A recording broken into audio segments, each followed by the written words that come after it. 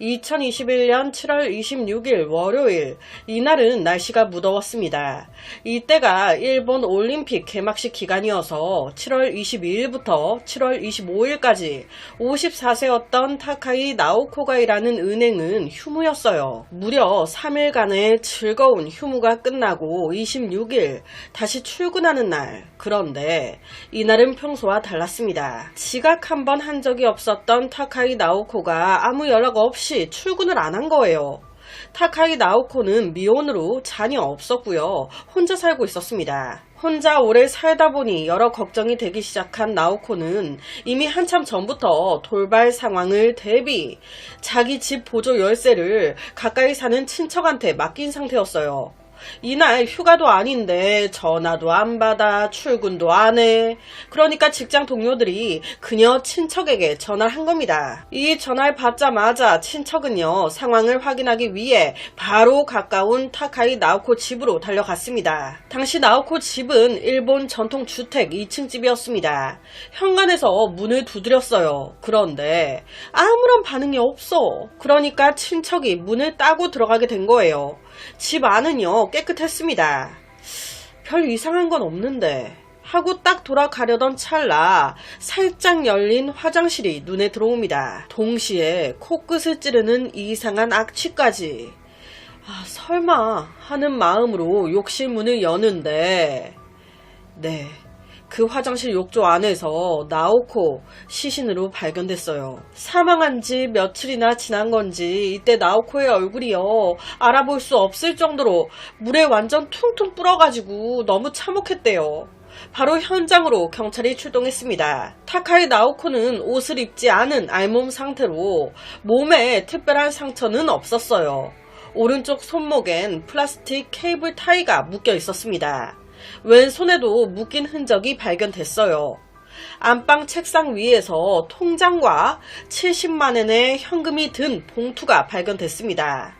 집 안에 그녀 핸드폰도 그대로 있었고요. 거실엔 술병도 놓여져 있었어요. 외부인 침입 흔적 보이지 않았고 사라진 금품도 없었습니다. 하지만 두 손의 결박 흔적과 여러 가지가 타살을 생각하게 되죠. 타카이 나오코는 외동딸로 엄마와 같이 살다가 어머니가 나이가 들어 자신의 모든 재산을 딸 타카이 나오코에게 넘기고 스스로 요양원에 들어가신 거예요. 살고 있던 이 집도 어머니가 넘겨주신 집이었습니다.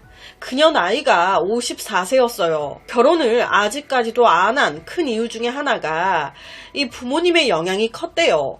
부모님이 허구한 날 싸우고 하다가 이혼했거든. 난 그렇게 살기 싫어. 그녀의 생활은요, 단순했습니다. 일, 집, 인간관계 또한 단순했어요. 이웃들은요, 그녀에 대해서 하나같이 검소하고 부지런한 밝은 여자였다고 얘기했습니다.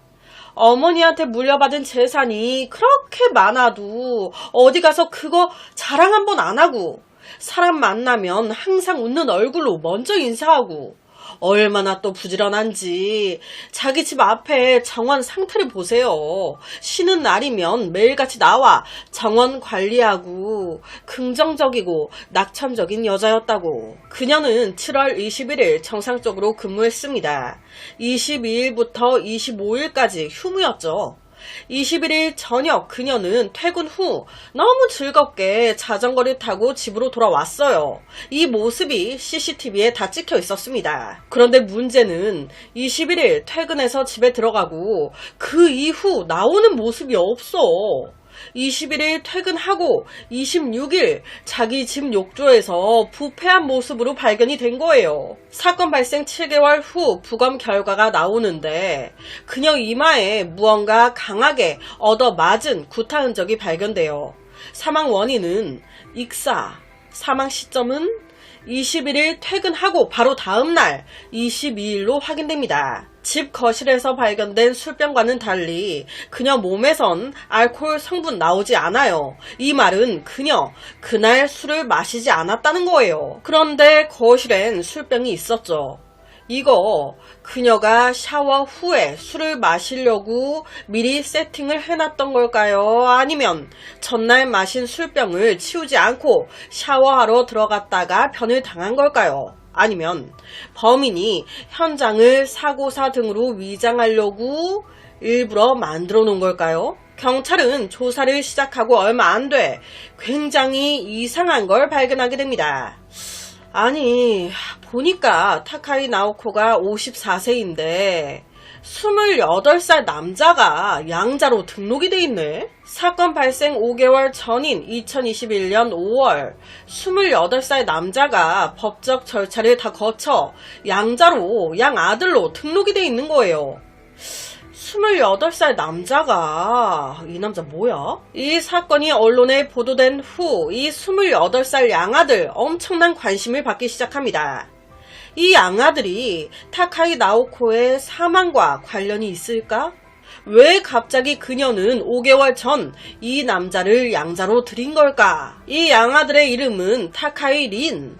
한 기자가 주차장에서 이 타카이 린을 발견하는데 그때 그는 운동복 차림으로 선글라스를 끼고 차분하게 인터뷰를 해줍니다. 그녀는 어떤 사람이었나요? 정말 좋은 여자였어요. 처음엔 슬프다기보단 너무 충격이었습니다. 왜 그녀의 양자가 됐습니까? 나오코 여사는 독신으로 형제, 자매, 자식 아무도 없으니까요. 그래서 상속인 같은 관계인 겁니까? 네. 그녀가 먼저 저에게 제의했고 저는 고민 끝에 결정한 겁니다. 왜 그걸 받아들였죠? 아니, 받아들일 이유도 받아들이지 않을 이유도 없지 않습니까? 이 타카이 린 법적으로 그녀 양자로 인정이 됐어요. 그렇다면 그녀가 사망한 지금 그녀의 유산을 이 남자가 상속받는 거?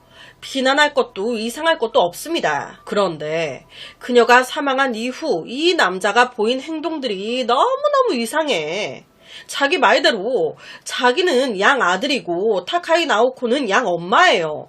양 엄마가 죽었는데 하나도 안 슬픈가 봐. 어느 정도 친분이 있고 믿을 수 있으니 이런 관계가 된 거일 텐데 이렇게 정이 없어? 그녀 죽음에 전혀 관심이 없는 거예요. 조사 결과 타카이 나오코는 2개의 보험을 가지고 있었습니다. 하나는 1억 5천만 엔, 14억 원에 달하는 생명보험, 또 하나는 4억 정도 되는 상당한 금액의 보험이었어요. 그런데 여기서 팩트는 이 2 보험 다 수익자가 타카이 린이라는 겁니다.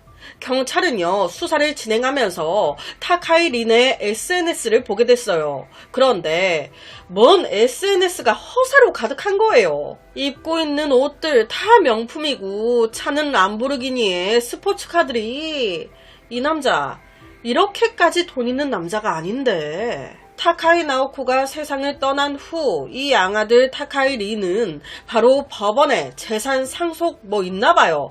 그거 해달라고 뭐 신청했습니다. 그러니까 빨리 상속 받을 수 있게. 이거 속셈이 뻔히 보이는 거 아닙니까? 하지만 서류, 법대로 보면 아무 문제 없죠. 상속돼야지. 즉 그녀가 죽은 후 최대의 수익자는 타카이 린. 그는요 1993년 출생으로 키가 180, 학창시절 성적도 매우 우수했다고 하고 여러 동아리 활동도 하면서 성격이 되게 밝았대요. 그런데 이상하게도 대학을 졸업한 후에 그는 달라지기 시작합니다. 친구들과 거의 연락을 끊은 거예요. 친구들이 그를 마지막으로 본 건 1년 전 그의 결혼식장에서였습니다. 1년 전 결혼한 거예요. 그리고 나서 그는 지인의 소개로 유명 외국 보험 회사에 취직합니다. 거기서 이제 린의 고객 중 한 명이 타카이 나오코였던 거예요. 타카이 나오코는 1억 5천만 엔, 14억 상당의 생명보험을 듭니다. 이때 수익자는 그녀의 어머니였어요. 그렇게 아무 문제 없이 일하고 지내는데 점점 이 회사로 이 린에 대한 고객들 불만이 접수되기 시작해요. 아니, 그 보험회사 직원 린, 일 똑바로 하라세요. 이거 보장된다고 하더니 개뿔 다 거짓말이었어. 나 그거 보험 그냥 해약할래. 거짓 허위 광고로 이제 보험 가입을 시킨 거예요. 플러스로 자기가 결혼했다는 거 숨기고 미혼 여성들한테 접근한 거예요. 그리고는 썸 타듯이 찝쩍찝쩍 대면서 보험 가입하게끔 유도한 겁니다. 이게 잘 될 수가 없죠. 거의 대부분의 고객들이 그에게 들었던 보험을 해약하기 시작해요. 이는 당연히 보험 회사에 일정한 손실을 가져왔죠. 이런 직원은 필요 없어. 회사 이미지만 안 좋아져. 그래서 2020년 3월 잘립니다. 바로 다른 보험회사로 가는데 여기서 이제 단골 손님 타카이 나오코가 또 하나를 들어준 거예요. 4억 정도 되는 보험을. 그런데 여기서 팩트는 이때도 보험금 수익자는 요양원에 계신 자신의 어머니였다는 겁니다. 그런데 여기서 정말 이상하죠? 둘 사이에 어떤 일이 있었던 건지, 무슨 이야기가 오간 건지 약 1년 뒤 2021년 2월 갑자기 타카이 나오코가 그를 양아들로 등록합니다. 동시에 린, 실제 이름인 마츠다 린에서 타카이 린으로 이때 성을 개명해요. 바꿔요. 이렇게 되면서 회사 직원들이 굉장히 좀 의아해했대요.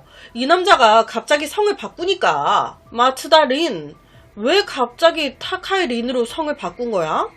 이때 그는요, 직원들한테 이렇게 말합니다. 우리 부모님이 이혼하셨어. 그러면서 내가 엄마랑 같이 살게 됐는데 이런 상황에 굳이 내가 아빠 성을 따를 필요 없잖아. 엄마도 바꾸길 원하시고 그래서 엄마 성으로 바꾼 거야. 와, 타카이 나오코 성을 딴 건데 자기 친엄마 성을 따른 거라고 거짓말한 거죠.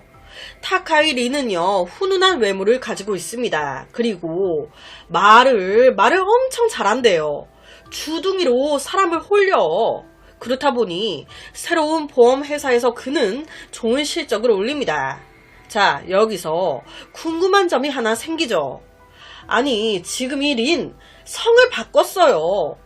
이 린은 부모님이 없어? 자식이 성을 바꿨는데 이걸 몰랐어? 네, 몰랐대요. 심지어 부모님이 이혼도 안 했어. 엄마 성 타카이도 아니야. 부모님도 이 사건이 터진 후에 벙찐 거예요. 이게 지금 무슨 상황인가? 리는요, 앞서 언급했듯이 새로운 보험회사에서 좋은 실적을 냈습니다. 그런데 그 회사에 누군가가 퍼뜨린 거예요. 그거 알아? 타카이 린 전 보험회사에서 잘려가지고 여기로 온 건데 거기서 잘린 이유가 글쎄 자기 고객들과 썸 타고 찝쩍거리고 하면서 보험가입 유도하고 하다가 걸려가지고 잘린 거래. 이 소문이 퍼지면서 후에 감찰에 주의까지 끌었고 결론은 자격 취소, 보험 관련 일을 할 수 없게 됩니다.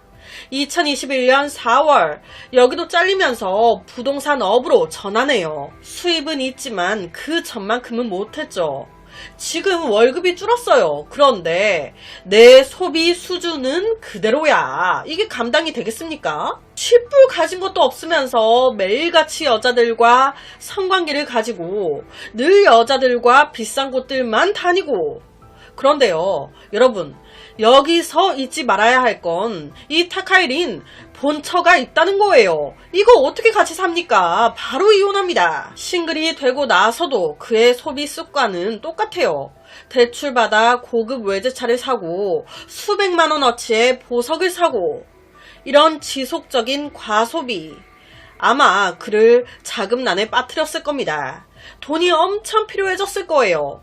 어떻게 하면 돈이 뚝딱하고 나올까 생각을 하다가 도달했겠죠. 내 단골 고객인 타카이 나오코의 양자로 들어가서 그녀를 죽이고 유산과 보험금을 타먹는 일석이조 방법을. 지금 모두 경찰의 추정이에요. 이게 맞는지 확인하기 위해 경찰은 타카이 린을 불렀습니다. 그런데 신문 할 때마다 똑같은 말만 하는 거예요. 난 아무것도 모른다고. 하지만 아무것도 모른다기엔 이 사건이 벌어지고 나서 너 매일같이 이사 다니더만. 뭐가 두려워서 그렇게 도망 다니니? 그는요, 이 사건이 벌어졌을 때쯤 나는 근처에서 쇼핑하고 집에서 요리하고 뭐 그냥 그게 다다. 나는 아무것도 몰랐다. 라고만 얘기합니다. 이 말 진짜인 걸까요? 경찰은요, 사건 발생 1년 후 이 타카이 린 입양 법적 절차를 밟을 때 필요 문서들 중 몇 개를 위조했네. 그녀의 사인과 도장을 무단으로 사용했네. 이게 걸린 거예요. 바로 체포됩니다. 자, 앞서 언급했던 보험 가입. 솔직히 이상한 게 없어요. 타카이 린의 언변에 속아 나오코가 가입했을 수 있죠. 여기서 팩트는 이때 수익자가 그녀의 어머니였다는 거예요. 이상할 게 없어. 그런데 사망 후 수익자는 타카이 린으로 바뀌어져 있었습니다. 이거 언제 바뀐 거야? 확인 결과 2021년 5월 양자로 들어간 지 석 달 만에 하나의 보험 수익자가 변경됩니다. 어머니에서 타카이 린으로 변경. 그리고 타카이 나오코가 살해된 지 하루 만에 또 다른 보험 14억짜리 수익자가 바뀌어요. 누구로? 타카이 린으로. 그는 명백한 범행 동기가 있습니다. 하지만 경찰이 물어만 보면 모른대. 결정적인 증거가 필요한 상황. 경찰은 다시 사건을 처음부터 살펴보기 시작합니다. 타카이 나오코 집 근처 CCTV 자세히 들여다보니 이상한 남자 한 명이 보여요.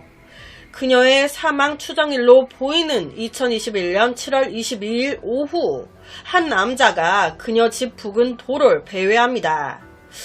키도 좀 커 보이고 번거지 모자에 얼굴을 가리려고 한 건지 선글라스에 마스크까지 끼고 있어요. 몸에 크로스백을 메고 한 손엔 흰색 장갑을 끼고 또 다른 한 손엔 테이프를 든 채 주위를 두리번거리면서 뭔가 좀 이상합니다. 이 남자 누구지? 2시간 후 같은 CCTV에 이 남자가 또 찍힙니다. 크로스백을 뒤로 메고 그렇게 천천히 걸어가는데 이 영상이 사건을 해결하는 데 열쇠가 됐습니다. 영상 속의 이 가방 낯이 익은데? 이거 타카이 린이 얼마 전에 신문 받는다고 경찰서를 찾아왔을 때 그때 들고 온 가방 아니야? 타카이가 경찰서에 메고 온 가방과 똑같은 거예요. 아, 이거 타카이네. 이제 반대로 경찰은 타카이 린의 집 CCTV를 확인합니다. 봤더니 어라? 긴 머리의 여자가 그의 집 아파트에서 나와요. 그런데 머리는 긴데 걸음걸이하며 이 체형이 여자라고 하기엔 좀 뭔가 어색한 거예요. 아무리 여자인 척 하려고 해도 티가 나거든요. 아, 이거 여장 남자네. 이 여자를 따라가 봤더니 어느 한 곳에서 갑자기 화장실로 들어가. 그러더니 남자로 나옵니다. 수사에 혼선 주려고 나름 머리 썼던 거예요. 하지만 생각도 못했겠죠. 이 크로스 가방 때문에 걸릴 줄은. 이뿐만이 아니에요. 그녀의 핸드폰과 메일을 확인했을 때 7월 23일 그녀가 타카이 린에게 메일 하나를 보낸 게 확인됩니다. 하지만 여러분, 그녀가 사망한 시기는 바로 그 전날인 22일입니다. 시간상 맞질 않아요. 죽은 사람이 이메일을 보냈을 리는 없으니까. 그런데 이 정도 트릭을 쓰는 건 어렵지 않아요. 이메일 예약 발송을 하면 되거든요. 내가 죽어도 자동으로 보내지게끔. 타카이 나오코 본인이 예약해서 보냈을 수도 있겠지만 경찰 추정은 타카이 린이 보낸 걸로 추정합니다. 왜? 사망 시간을 위장하려고. 그녀가 이때까지 살아있었던 것처럼 보이게 하려고. 2022년 8월 경찰은 살인죄까지 덧플러스해서 그를 재체포합니다. 그런데 재체포하고 약 5일 후 갑자기 상황이 극적으로 바뀌어요. 9월 1일 긴급 뉴스가 뜬 거예요. 오전 10시 21분 타카이 린 사망. 에? 이때 타카이 린은요, 독방에 갇혀 있었어요. 5제곱미터의 방에서 그는 경찰들과 자주 대화를 나눴습니다. 그때 타카이 린은요, 나가고 싶다고, 도망갈 거라고, 탈옥할 거라고 얘기했었대요. 그래서 그의 독방 창 밖에 또 다른 철망이 설치되기도 했고요. 집중 관리 대상으로 정해져서 원래 경찰이 순찰을 1시간에 4번씩 돈다고 하면 타카이 린 쪽은 1시간에 5번씩 돌았었대요. 그러니까 경찰 나름 엄청 신경을 쓴 건데, 그럼에도 타카이 린은 방심하고 있는 경찰 경찰관의 옷을 찢어 거기에 부정적인 글들을 막 적어 경찰한테 주기도 하고 이상 행동을 많이 했습니다. 그런데도 경찰은 이를 윗선에 알리지 않았어요. 가해자 피해자 모두 죽어버리면서 이 사건은 기각됐습니다. 사건의 진상을 밝히지 못한 것에 대해서 검찰, 경찰 모두 유가족들에게 죄송하다고 사죄를 했다 하는데 이 사건은 아직도 많은 의문점이 남아 있습니다. 제일 궁금한 게 이거일 거예요. 타카이 나오코는 왜 타카이 린을 양자로 입양했을까? 본인의 의지로 양자로 들인 건지 아니면 어떠한 협박이 있었던 건지 둘이 어떤 사이였던 건지 보험 2개 중에 하나는 양자로 들이고 나서 석 달 만에 변경됐습니다. 이걸 타카이 나오코 알고 있었을까? 많은 사람들은 추정합니다. 돈줄을 찾던 마츠다 린 혼자 살면서 재산도 어느 정도 있는 나오코를 알게 된 거죠. 그녀를 꼬드긴 거지. 남자친구 마냥. 그러니까 거기에 넘어간 거예요. 그래서 거액의 생명보험도 2개나 들어주고 이때 그는 그녀 귀에 속삭였을 겁니다. 내가 당신 말년까지 곁에서 지켜줄게요. 날 양자로 넣어줘요. 막 설득시켰겠죠. 그러니까 오케이. 여기까진 마츠다 린, 아니 타카이 린 계획대로 된 거예요. 그런데 두 보험 중에 하나는 그녀가 살아있을 때 수익자를 변경했단 말이에요. 동의해서 한 거지. 그렇게 2번째 보험도 수익자를 린 자기로 변경하려고 했는데 웬걸 나오코가 그건 안 된대. 그녀가 살아있을 때 나머지 한 보험 수익자를 변경하지 못한 거예요. 여기서 딱 둘이 틀어진 거지. 어차피 하나의 보험 수익자를 나로 변경해 놨으니 나머지 하나는 죽여버리고 변경하지 뭐. 이렇게 된 거 아니었을까? 하지만 이건 모두 사람들의 추측일 뿐입니다. 두 사람 모두 세상을 떠나버린 지금 사건의 진상 위로 영원히 먼지가 쌓이게 됐어요. 54세였던 여자가 왜 28살 남자를 갑자기 양자로 들인 걸까? 동의하에 한 걸까요? 아니면 강요에 의해 한 걸까? 여기까지가 제가 준비한 사건입니다. 어떻게 들으셨나요? 매일 저녁 10시 25분 모미지 업로드 구독과 좋아요 한 번씩 부탁드립니다. 내일 저녁 또 다른 사건으로 찾아뵙겠습니다. 일본의 지치부 타마카이 국립공원이라는 곳이 있습니다.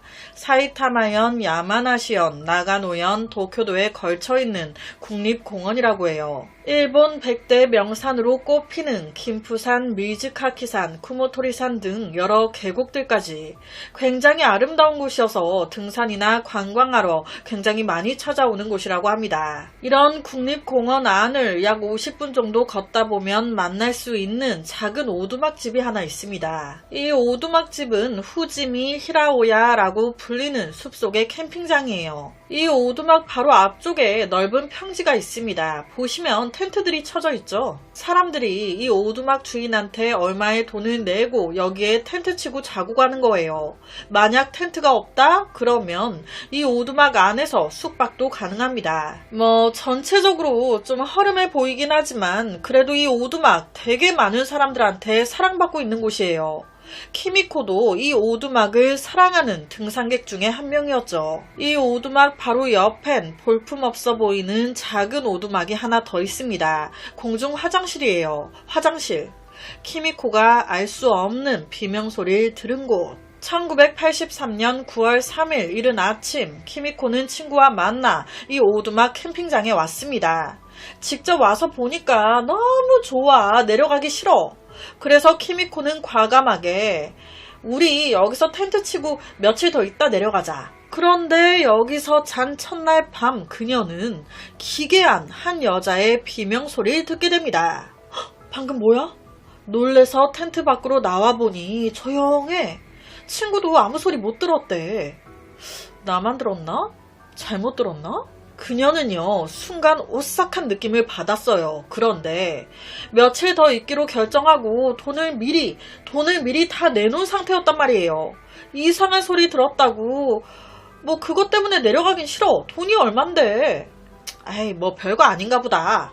그렇게 다음날 평상시와 같은 하루에 키미코는 어젯밤 일을 바로 잊어버렸습니다. 다음날이 됐으니 이제 산을 둘러봐야죠. 친구와 등산 겸 산책을 하기로 결정해요. 이와 같은 시간 야마나시현 경찰은 도쿄에 사는 한 부부의 실종 신고를 접수하게 됩니다. 자신들의 딸 이마이 시노부가 사라졌다고. 이마이 시노부 당시 22살로 갓 사회생활을 시작한 사회초년생이었어요.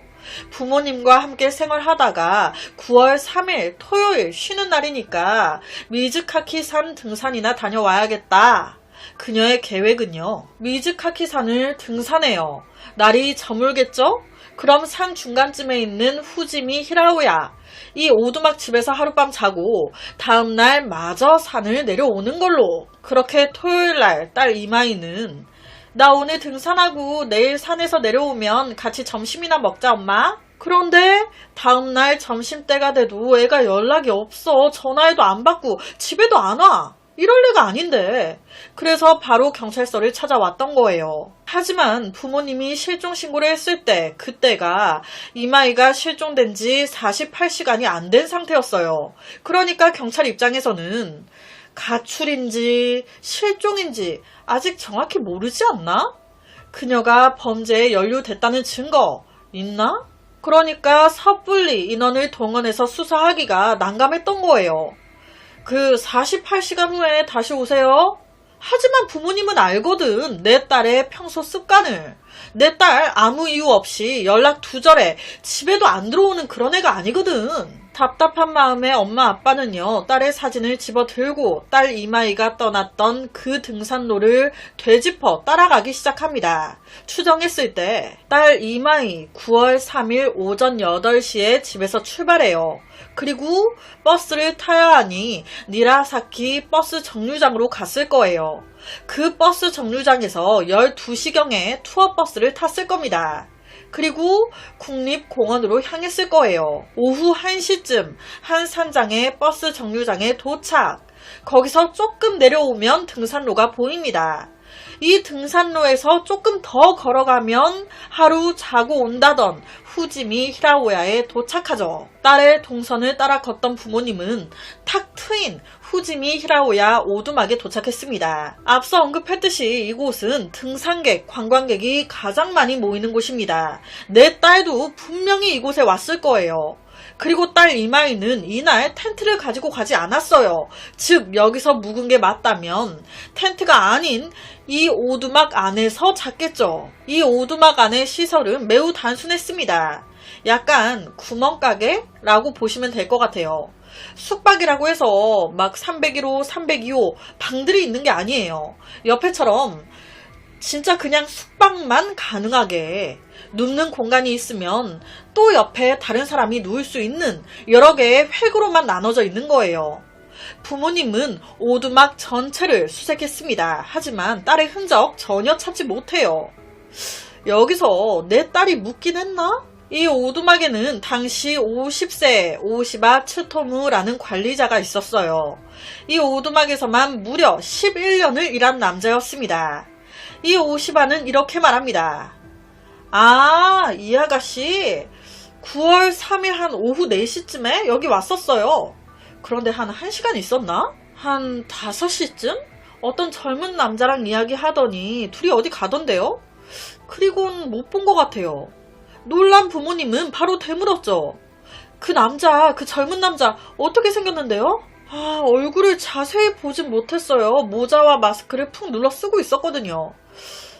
다만 기억나는 건 저보다 몸집도 크고 키도 더 컸다는 거? 와, 이 얘기를 듣는 그 순간 이마이 부모님 가슴이 철렁 내려앉았겠죠. 도대체 그 젊은 놈은 누구야? 혹시 이마이의 남자친구? 아니요. 이마이는 갓 졸업해 남자친구 없었습니다. 원한 사이인 사람도 없었고요. 생활권도 매우 간단했어요. 1집 1집. 그렇다면 그녀와 함께 나간 이 젊은 남자는 누구이며 왜 그녀는 집으로 돌아오지 않는 걸까?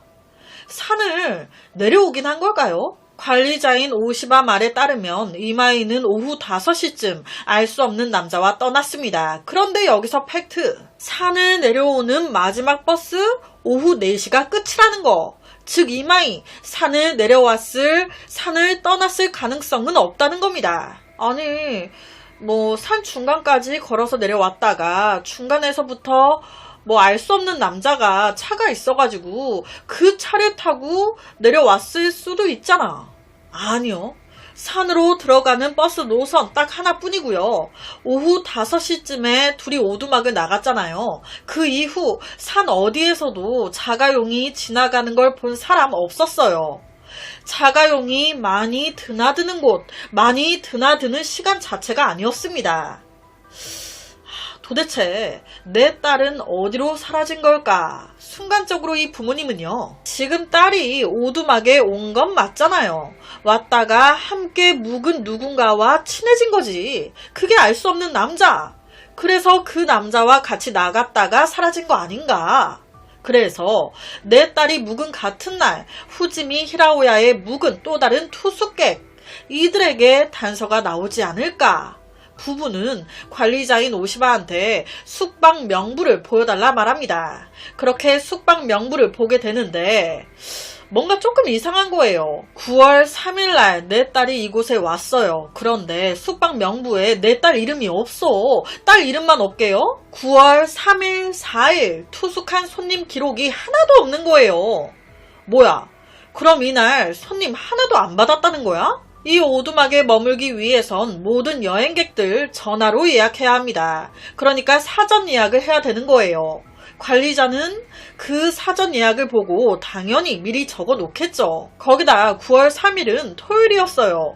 사람이 엄청 몰리는 주말인데 이 이틀 동안 손님 한 명도 없었다고? 말이 안 되죠. 이 오두막 사람들한테 인기가 얼마나 많은 곳인데. 하지만 이 부부가 할 수 있는 건 아쉬운 대로 곳곳에 딸을 찾는 실종 전단지를 붙이는 것뿐. 약 이틀 후 이 전단지를 본 누군가 이 부부에게 전화를 걸어옵니다. 그게 누구? 제일 처음 언급했었던 키미코. 9월 3일 저녁에 제가 한 여자의 비명소리 들었었어요. 그땐 제가 잘못 들은 줄 알았는데 실종 전단지를 보는 그 순간 갑자기 그때가 떠올라서요. 단서가 될 수 있지 않을까 싶어 전화했습니다. 부부는요, 이 키미코의 이야기를 듣고 다시 오두막 관리자 오시바한테 물었어요. 9월 3일 이 오두막 근처에서 큰 비명소리가 났었다는데 못 들으셨어요? 아, 그래요? 전 못 들었는데? 부부는요, 키미코의 이런 정보 경찰에 넘겼습니다. 그리고 경찰, 범죄 가능성이 있다고 판단, 바로 이마이를 찾기 시작해요. 1984년 9월 19일 사건이 발생한 지 2주가 지났을 때 여전히 산 전체를 수색하던 경찰, 문제의 오두막 근처에서 이상한 냄새가 나. 그 냄새를 따라가 보니 오두막에서 100m 이상 떨어진 곳에 친숙한 파란색 티셔츠를 입은 여자가 쓰러져 있네. 부부가 밤낮으로 그리워하던 이마이가 이미 부패가 꽤 진행이 된 상태였습니다. 어느 정도였냐면 딱 보고 경찰 익사한 줄 알았대요. 하지만 검시관이 확인한 결과 목에 뚜렷한 목졸림 흔적이. 그럼 누가 그녀를 이렇게 만든 걸까? 오시바가 언급했던 그 젊은 남자가 죽인 걸까요? 경찰은 제일 먼저 젊은 남자 누구냐, 투숙객 중에 한 명 아닌가, 그 투숙자 명단을 확보하는데 경찰이 봐도 이상한 거예요. 9월 1일, 2일까지는 다 있어, 많아. 그런데 딱 9월 3일, 4일만 없어. 9월 5일부터는 또 있어. 그러니까 순간 경찰이 오시바 혹시 사장 몰래 손님한테 돈을 현금으로 받고 투숙객이 없는 것처럼 기록 안 하는 그렇게 비밀리에 돈 벌고 있어요? 아니래. 아니면 기록하는 걸 잊었어요? 그것도 아니래. 그럼 뭐야? 그러니까 경찰이 바로 이 오두막 전화 통화 기록을 싹 다 뽑아본 거예요. 바로 나오죠. 9월 3일, 4일 여러 사람이 전화해서 숙박 예약 잡았었네. 그런데 왜 이 남자는 하나도 기록을 안 했지? 이에 대해서 오시바는 막 짜증을 냅니다. 이건 딱 봐도 이상하잖아요. 키미코는 분명 이렇게 얘기했습니다. 9월 3일 저녁 이상한 비명소리를 들었다. 이 비명소리 이마이가 냈을 가능성이 높아요. 텐트를 치고 밖에서 자는 키미코가 들을 정도로 비명소리 컸습니다. 그런데 이 오두막 관리자인 오시바, 당신은 정작 아무 소리 못 들었다? 이에 대해 오시바 저기요. 제가 관리자여도 저 사람입니다. 제가 어떻게 모든 소리 다 듣겠습니까? 하지만 이마이의 시신이 발견된 곳 또한 오두막에서 불과 100m 떨어져 있었어요. 뭔가 그 투숙객 명단도 그렇고 여러모로 네가 의심스러워. 경찰은 바로 이 오시바라는 남자를 파기 시작합니다. 봤더니 뭐야 이 새끼 질이 겁나 안 좋네. 1982년 한 여성 등산객이 저 여기서 얼마 전에 숙박했는데 하마터면 여기 관리자 남자한테 성폭행 당할 뻔했어요. 여성분들 절대 여기서 묵지 마세요. 여러 등산객들한테 이런 말을 했었다고. 9월 23일 이른 아침부터 경찰은 다시 오시바를 쪼기 시작했습니다. 왜 3일 4일 투숙 기록 없앴어요? 이마이가 젊은 남자랑 나가는 거 진짜 봤어요? 거짓말한 거죠. 전에도 투숙하러 온 여자 등산객 성폭행하려다가 미수에 그쳤다면서요. 막 쪼기 시작하니 지가 뭐 얼마나 버틸 거예요. 죄송합니다. 오두막 관리자 지가 죽인 게 맞는 거예요. 그렇다면 그날 무슨 일이 있었던 걸까? 1983년 9월 3일 오후 이마이가 오두막에 딱 도착했어요. 저 1박 예약했는데요. 그러면서 관리자 오시바가 처음으로 이마이를 보게 된 겁니다. 그런데 이뻐. 혼자 왔네? 바로 집어넣게 못 준다고 개 같은 생각을. 이놈은 그때부터 계속 벼르고 있었어요. 이마이가 낡고 허름한 화장실에 가기를. 드디어 어두운 밤 이마이가 화장실을 가네. 조용히 따라간 겁니다. 딱 숨어있다가 볼일 보고 이마이가 나올 때 바로 뒤에서 끌고 다시 화장실 안으로 들어간 거예요. 이때 이마이는 격렬하게 저항하면서 도망치려고 했습니다. 살려주세요! 그 소리 누가 들어? 밖에 텐트에서 자고 있던 키미코가 들었던 겁니다. 하지만 뭐야? 잘못 들었나 보다 하고 말았죠. 동시에 이 관리자 오시바! 갑작스러운 이마이의 격렬한 저항에 당황을 한 거예요. 와, 이거 걸리면 큰일 나는데? 그러니까 이마이의 입을 막고 티셔츠 목덜미를 힘껏 잡아 올린 거예요. 목이 졸린 이마이 몸부림을 쳤지만 결국 질식사 사망한 겁니다. 죽은 걸 확인한 후 그는 당황했어요. 어떡하지? 범행을 은폐하기 위해 오두막에서 약 100m 떨어진 움푹 패인 땅으로 끌고 가 익사로 위장합니다. 그 후 그녀의 가방, 그녀가 가지고 있던 모든 물건들 다 태워버려요. 그런 다음 그는 경찰이 조사할 수 없도록 9월 3일과 9월 4일 투숙객 명단 다 찢어버립니다. 이게 언론에 알려지면서 많은 사람들 충격을 먹었어요. 오두막 관리자, 그는 다른 누구보다 투숙객들의 안전을 지켜줘야 하는 의무가 있습니다. 그런데 그런 그가 투숙객을 죽이다뇨. 그런데 이 사건은 이게 끝이 아니에요. 이놈에 대해 조사하면 할수록 경찰, 약간 뭔가 다른 사건이 계속 동시에 떠오르는 거예요. 약 4년 전인 1978년 7월 7일 등산을 하러 갔던 2명의 여성이 실종되는 사건이 있었습니다.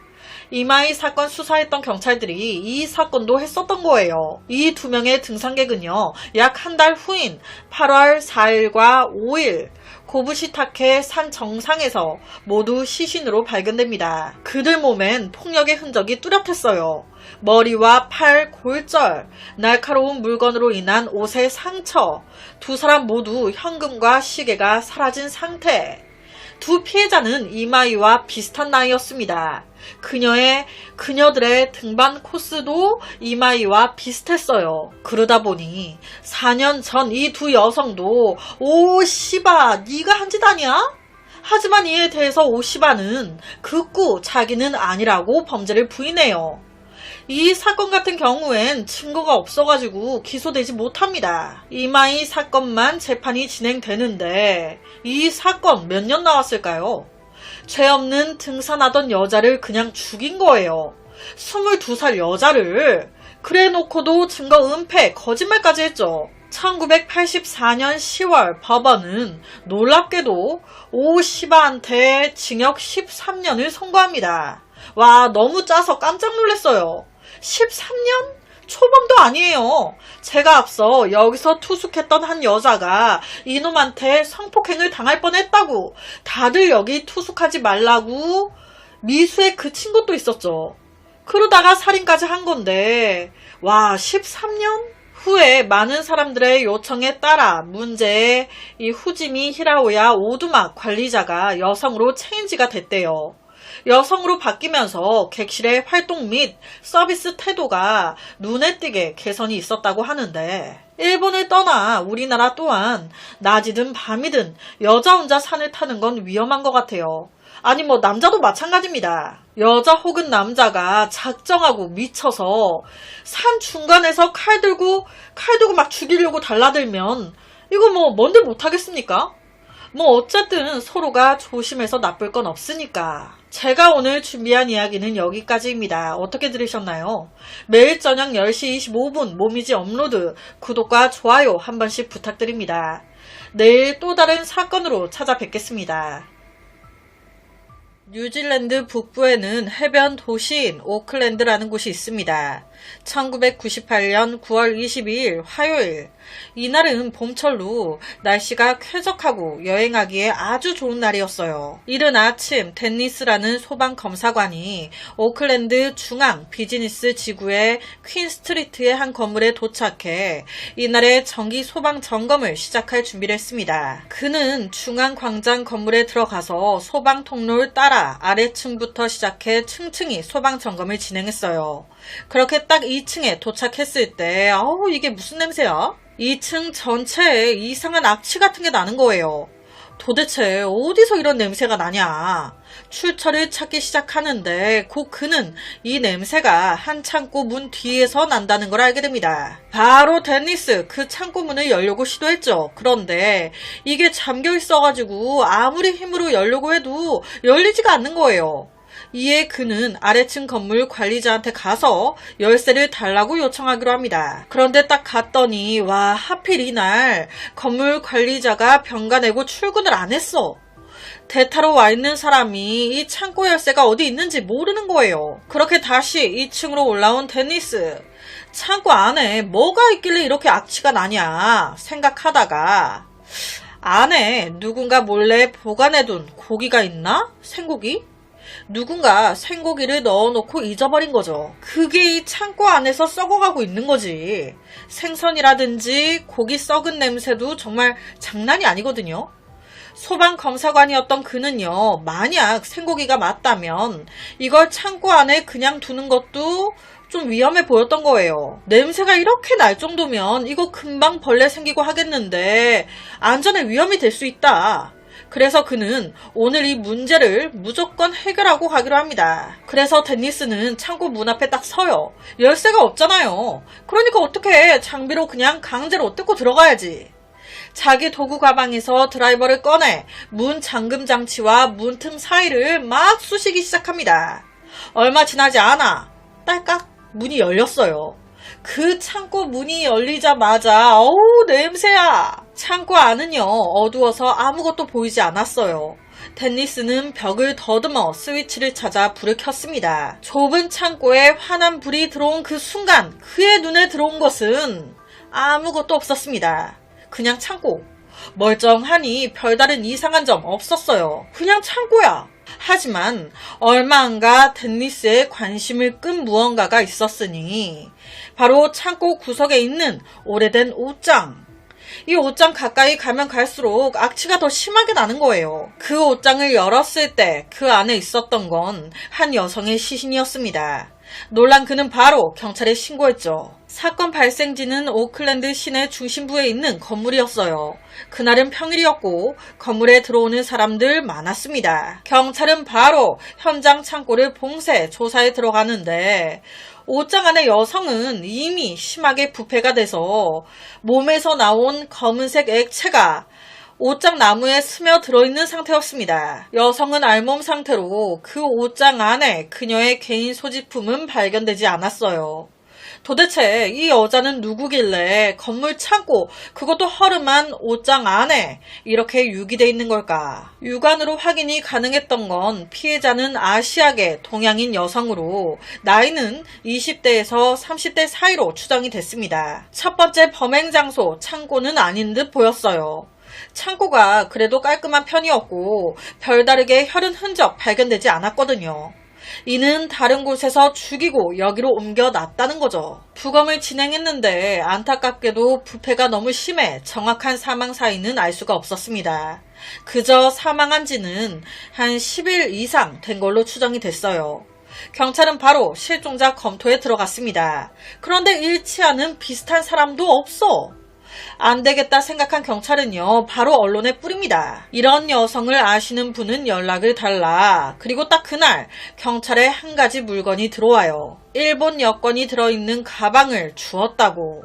일주일 전 한 도시 청소부가 쓰레기차를 몰고 오클랜드 중앙의 도로나 건물들 청소 작업을 하는데 그 과정에서 구석진 곳에 있는 쓰레기통을 비우게 된 거예요. 그 쓰레기통을 비우려고 딱 집어 올리는데 거기서 떼구르르르 검은색 배낭이 굴러 떨어진 겁니다. 이 청소부 눈에 이 가방 되게 비싸 보였어요. 아우, 누가 이런 좋은 가방을 버려놨어? 내가 써야지. 그래서 자기 집으로 가지고 온 거예요. 집에 딱 와서 가방을 열어보게 되는데 웬걸 안에 일본 여권과 여러가지 개인 물품들이 너무 멀쩡하게 들어있는 거예요. 이게 좀 사람 느낌을 싸하게 만들었던 겁니다. 그래서 다음날 이 청소부 이 가방을 경찰서에 가지고 온 거예요. 경찰은 가방 안에서 일본 여권, 보험 증서, 일상용품 등등을 발견했습니다. 여권에 적힌 소유자의 이름은 마츠자와 카요. 지문도 찍혀있네? 혹시나 몰라 바로 이 미츠자와 카요 지문과 발견된 시신 지문 비교 들어가요. 그 결과 일치, 즉 사망자 일본에서 온 미츠자와 카요구나. 경찰은 바로 이 카요가 오클랜드에서 묵었던 숙소를 찾아갔습니다. 그 숙소 책임자는요, 마츠자와 카요가 9월 11일 체크인했다고 말해요. 시신이 9월 22일 날 발견됐거든요. 약 11일 전에 우리 숙소에 체크인했다. 자기네들 숙소에 딱 3일 머무르고 14일 체크아웃할 일정이었다는 거예요. 그런데 안 왔다고. 체크아웃 하기로 했는데 사람이 안 오니까 이 숙소 청소 직원이 문을 따고 들어간 거예요. 카요의 방에 들어갔을 때 그녀의 짐 멀쩡하게 방 안에 탁 놔져 있었는데 그녀가 이 방에서 생활한 흔적은 없었습니다. 마츠자와 카요는 1968년 태어난 일본 여성으로 엄마 아빠의 오빠 1명 그리고 카요 본인까지 4인의 평범한 가정에서 자랐습니다. 공부를 잘했대요. 그런데 성격도 밝아, 좋아, 친구도 많았다고. 일본에서 살다가 카요는 뉴질랜드라는 나라를 알게 됐습니다. 이 나라에 완전히 매료가 된 거예요. 너무 아름다워. 나 꼭 이 나라 여행 갈 거야. 그녀는요, 그때부터 이 목표를 가지고 바로 영어 학원에 등록. 쉬는 날이면 영어 공부를 하기 시작했어요. 해외여행 준비를 한 거예요. 그렇게 1997년 28살이 된 마츠자와 카요는 드디어 해외여행 비용을 다 모았어. 이제 떠나자. 꿈의 나라 뉴질랜드로. 그녀의 계획을 들은 가족들은요, 처음에 걱정을 굉장히 많이 했습니다. 아니, 지금 3박 4일 이런 식으로 짧은 여행이 아닌 아예 해외에서 살겠다고 한 거예요. 못해도 몇 년을 살다 오겠다고. 그러니까 가족들 입장에서는 해외여행을 가보지도 않은 애가 혼자 낯선 나라로 가서 살겠다고 하니 혼자 간다고? 거기 분위기도 모르고 말도 잘 안 통하는데 위험하게 거기 혼자 가서 뭘 어쩌겠다고. 이때 그녀는요, 가족들이 너무 걱정하니까 아빠 엄마 걱정하지 마. 뉴질랜드가 다른 나라들보다 100배 1000배는 더 안전한 나라야. 그래서 많은 젊은 사람들이 그곳으로 여행을 많이 가.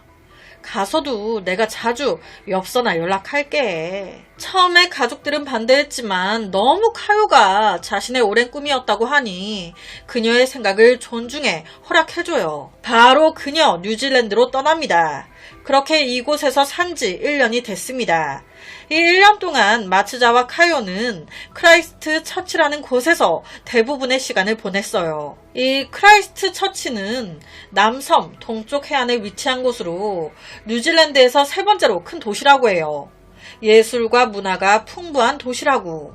일본과는 완전히 다른 분위기. 그녀는 뉴질랜드에서도 영어 학원을 끊어 공부를 하고 있었습니다. 그 어학원에서 그녀는 비슷한 한 여성을 만나 친구가 됐어요. 친구가 되다 못해 같이 살아요. 말도 잘 통해. 노는 스타일도 너무 잘 맞아. 그렇게 지내다가 1998년 9월 초 그녀는 살던 그곳을 떠나 새로운 여행을 시작하기로 계획합니다. 문제의 오클랜드로 가서 약 일주일 동안 여행한 후에 북쪽으로 이동하면 뉴질랜드 원주민인 마오리족의 고향이 있나봐요. 거기서 5일 정도 또 지내고 돌아오는. 이때 카요는요, 이 여행을 룸메이트 친구와 함께 하고 싶었어요. 그런데 친구가 시간도 안 날 뿐더러 형편이 안 좋아져서 여행을 공짜로 하는 게 아니잖아요. 돈이 안 돼. 에이, 너 혼자 갔다 와. 그렇게 9월 11일 마츠자와 카요는 룸메이트와 작별 후 출발했습니다. 그리고 오클랜드에 도착. 바로 앞서 언급했던 숙소 체크인을 했어요. 그곳에서 3일 동안 14일까지 머무를 계획이었습니다. 그녀는 숙소에 도착하자마자 짐을 딱 두고 잠깐 휴식을 취했습니다. 이 숙소 위치가요, 퀸스트리트라고 해서 뉴질랜드 최대 도시인 오클랜드의 주요 상업도로 정중앙 쪽에 위치해 있었대요. 그러니까 볼거리가 많은 거예요. 약간 명동이랑 비슷하다고 생각하시면 될 것 같아요. 오후 2시가 조금 넘어 숙소에 도착했어요. 이후에 잠깐 쉬고 오후 3시 반쯤 그녀는 주변 구경을 하기 위해 숙소를 나왔습니다. 여기서부터가 의문인 거예요. 숙소 나와서 어디로 간 거야? 알 수가 없어. 한편 일본에 있던 어머니 집에서 시간을 보내고 있는데 이때까지의 삶이 쭉 주마등처럼 지나가는 거예요. 아, 언제 애들을 키우나 했는데 어느 순간 다 커서 아들, 딸 둘 다 집을 떠났구나. 딸이 해외에서 1년 넘게 살고 있었어요. 엄마는요, 이 딸이 너무 그리웠습니다. 하지만 딱 거기까지예요.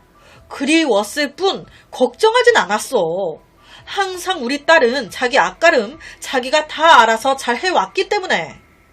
얼마 전 어머니는 크라이스트 처치에서 딸이 보낸 엽서를 받았습니다. 엄마 생일 축하해. 11월 4일날 일본으로 엄마 보러 갈게. 어머니는요, 이 엽서를 받고 너무 기분이 좋았습니다. 드디어 내 딸을 보겠구나. 엄마는요, 매일같이 집 앞에 우편함을 살피면서 딸 카요가 보내는 다음 엽서를 기다렸어요. 하지만 그들이 다음으로 접하게 된 건 엽서가 아닌 뉴질랜드 경찰의 전화였죠. 조사 결과 그날 오후 3시 32분경 숙소 앞에 CCTV에 한 여자가 찍혔습니다. 검은 바지와 검은 재킷을 입고 검은 배낭을 맨 체구가 작은 마츠자와 카요를. 그녀는 숙소를 떠나 맞은편 은행 본사 앞을 지나갔습니다. 이게 그녀의 마지막 모습이에요. 뭐 찍힌 게 없어. 11일 후 정말 이상하게도 그녀는 숙소에서 떨어진 광장 건물 2층 창고의 허름한 옷장 안에서 소방검사관에 의해 발견됐습니다. 9월 22일 시신 발견됐어요. 사망 추정 시기는 10일 전으로 9월 12일 정도를 추정합니다. 그런데요, 여러분, 그녀가 체크인하고 숙소를 나선 건 11일입니다. 그러니까 9월 11일 숙소를 나와가지고 얼마 안 돼 누군가에게 살해당했을 가능성이 높은 거예요. 마츠자와 카요가 발견된 장소는 중앙광장 건물 센트럴 플라자 빌딩이에요. 숙소에서 약 160m 떨어져 있었습니다. 남쪽으로 한 몇 분 걸으면 도착할 수 있는 거리였어요. 시신이 발견된 광장 건물은 7층 높이로 1층은 푸드코트, 2층은 아시아계 학생들을 위한 영어 학원, 그 위에 층들도 언어 학원들이었습니다. 중앙광장 건물 옆에는 은행 본사가 있습니다. 시신이 발견된 건물 그리고 은행 본사 건물은요, 하나의 소방 계단을 공유하고 있었어요. 그 소방 계단은 미로처럼 주차장 푸드코트 건물층에서 접근할 수가 있었습니다. 경찰은요, 맨 처음 최초 시신 발견자인 댄니스 소방검사관을 의심했어요. 왜냐? 댄니스는 건물에 자유롭게 드나들 수 있었고 미로처럼 어지러운 소방 계단도 길을 잘 알고 있었죠. 그리고 잠겨진 문을 뚫고 들어가는 방법도 알고 있었습니다. 즉 어딘가에서 죽이고 댄니스가 잠겨진 이 창고 문을 뚫어 들어가서 옷장 안에 숨겨둔 거 아니야?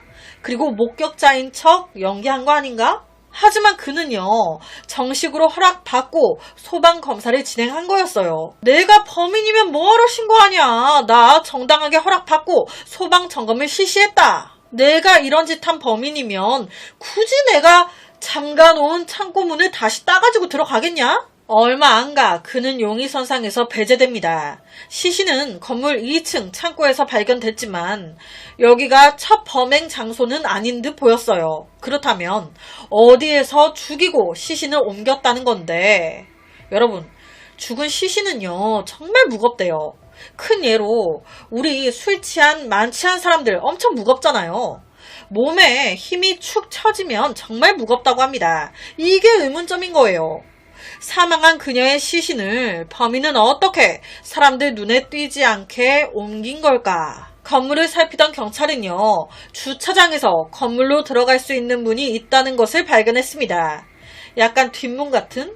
그 문으로 2층까지도 올라갈 수 있어. 그런데 문제는 그 문이 전자잠금 장치가 된 문이라는 거예요. 건물 안에서 일하는 사람들 모두 출입카드를 가지고 있는데 그 카드를 찍어야 들어오고 나갈 수가 있는 거예요. 그럼 당연히 이 문을 통해 오간 사람 기록에 남겠죠. 바로 경찰 이거 조사 들어갑니다. 9월 11일부터 9월 22일 사이 이 뒷문 같은 이 전자장치 문을 통해 주차장에서 2층으로 올라간 사람 조회해달라. 그런데 웬걸? 이 기간 데이터가 저장돼 있지 않다는 거예요. 와, 그렇다면 또 하나의 가능성. 이 건물 1층 푸드코트에도 계단으로 이어지는 문이 있었습니다. 여기에 CCTV가 있었어요. 이 카메라에 찍힌 수천 건의 데이터가 매일 건물 내의 보안 통제실로 전송됩니다. 만약 범인이 시신을 들고 이 1층 식당을 통과해서 2층으로 올라갔다면 분명히 이 CCTV에 찍혔을 거예요. 그런데 진짜 뭐만 좀 조사해보려고 하면 9월 11일부터 22일까지의 데이터가 없대. 뭐가 제대로 있는 게 없냐? 주차장에 의심스러운 차량도 조사해봤어요. 그런데 이것도 없어.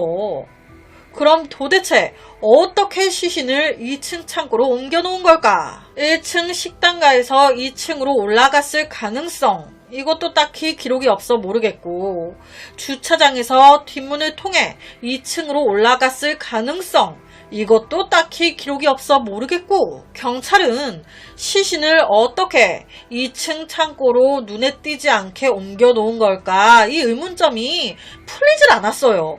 그러다가 문득 이런 생각이 듭니다. 지금 우리가 계속 외부에서 시신을 이 장소로 옮겨 놓은 것 같다라고 생각을 하고 있는데 이게 고정관념이 아닐까? 첫 번째 범행 장소가 시신이 발견된 이 같은 건물, 이 건물일 수도 있는 거 아니야.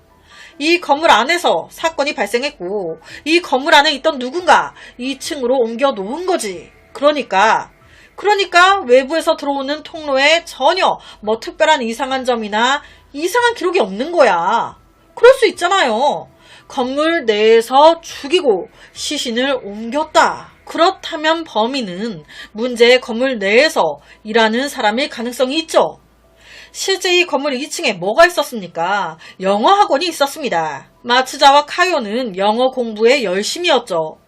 이 영어 학원을 다니는 상태는 아니었어요. 하지만 이 영어 학원을 다닐까 싶어 사건 당일 찾아갔을 가능성이 있죠. 바로 이 2층 영어 학원이 용의선상에 올라옵니다. 그런데 이 영어 학원 사건 당일 휴무였대. 문을 안 열었었대. 모든 영어 학원 직원들 다 여기 없었대. 그렇게 영어학원 직원들도 용의선상에서 제외됩니다. 혹시나 싶어 다른 직원들도 조사했어요. 하지만 마츠자와 카요를 본 사람도 의심스러운 사람도 없었습니다. 경찰은 75,000달러, 약 1억 원의 보상금까지 걸면서 단서를 찾고자 했습니다. 그런데 무용지물이야. 이에 경찰, 카요의 인간관계에 집중합니다. 카요는 되게 외향적인 여자로 낯선 사람들과의 교류, 꺼리낌이 없었어요. 그렇다 보니 또 하나 드는 생각이 마츠자와 카요, 숙소에서 누군가와 친해진 거지. 그 친해진 누군가가 죽인 거 아니야? 그런데 사건 당일 CCTV에 카요 혼자 떠나는 게 떡하니 찍혀 있었단 말이에요. 그러니까 이것도 아니야. 그렇게 이 사건은요, 무려 20년이 흘러버립니다. 미제 사건이 돼버린 거예요. 다행이라고 해야 할지 이 20년 동안 과학기술이 엄청나게 발전했어. 20년이 흘러 카요의 손톱 사이에서 한 남성의 DNA를 추출합니다. 이 DNA를 용의자들의 DNA 샘플과 비교하는데 역시나 일치하는 사람 없었어요. 경찰은 은행 데이터를 조사하다가 카요가 살해된 날 오후에 사건 현장 건물 옆에 있는 은행 자동 인출기에서 한 사람이 그녀의 카드를 사용했다는 사실을 알아냈습니다. 와, 이놈 잡았다. 나중에 경찰이 그 사람의 신원까지 밝혔다고 기사가 났는데 그 이후의 정보는 공개되지 않았다고 해요. 아무래도 그 사람도 얼마 안 가 용의선상에서 제외가 된 것 같다고. 그 이후로도 오랫동안 사건 해결 소식은 없었고 시간만 흐르면서 이렇게 단편적인 단서들은 경찰이 사건을 해결하는데 도움을 주지 못했습니다. 그렇게 이 사건은 현재까지도 미제 사건으로 남아 있습니다. 그래도 증거들이 현재까지도 보관되어 있기에 언젠가 DNA로 범인을 특정할 수 있겠죠. 무조건 잡히긴 되어 있으니까. 진짜 개인적으로 신빙성 하나 없는 제 생각은요. 이 숙소에서 100m 정도 떨어진 곳에 법원이 있대요. 법원에 CCTV 있었죠. 그리고 숙소 근처에 쇼핑센터에 그리고 은행들도 많았어요. 이곳들에도 CCTV 있었죠. 그런데 그녀가 정작 찍힌 곳은 호텔 들어가는 모습, 호텔에 나오는 모습, 맞은편 은행을 지나가는 모습, 이게 끝이었습니다. 나머지 CCTV에 찍힌 게 없어. 이 말은요, 그녀 나온 지 얼마 안 돼 차나 교통수단에 무언가를 탔을 가능성이 있어 보이는 거예요. 그렇게 어디론가 갔겠죠? 그리고 이거와 별개로 또 든 생각이, 저는 건물 안에 범인이 있다면 경비원을 생각을 했었거든요. 시신 발견 당일 경비원 아파가지고 안 나와 있었어요. 그래서 키도 얻을 수가 없었죠. 덴니스가 따고 들어가서 발견한 거 아니에요. 그리고 건물 안에 CCTV 모두 중요한 날 기록이 없었어요. 이를 조작했다고 하면 조작하는 것도 경비원이라면 뭐 어찌저찌 해서 가능하지 않나? 그리고 지하에서 2층으로 올라오려면 전자잠금장치, 키카드로 찍고 와야 된다고 했잖아요. 이 키카드, 경비원 찍고 기록 없애고 할 수 있지 않나? 경비원이라 건물 길도 잘 알고 있었을 것 같고 여러 가지로 경비원이 좀 떠올랐거든요. 그런데 또 한편으로는 경찰이 경비원을 조사 안 해봤을까? 이런 생각도 들더라고요. 경찰은 그녀가 숙소에서 나오자마자 죽은 게 아닌 숙소에서 나와 놀 거 놀고 저녁에 술을 마신 거지. 클럽을 갔다든지 바를 갔다든지 거기서 누군가를 만났고 화를 당한 거 아닌가 라고도 생각을 했어요.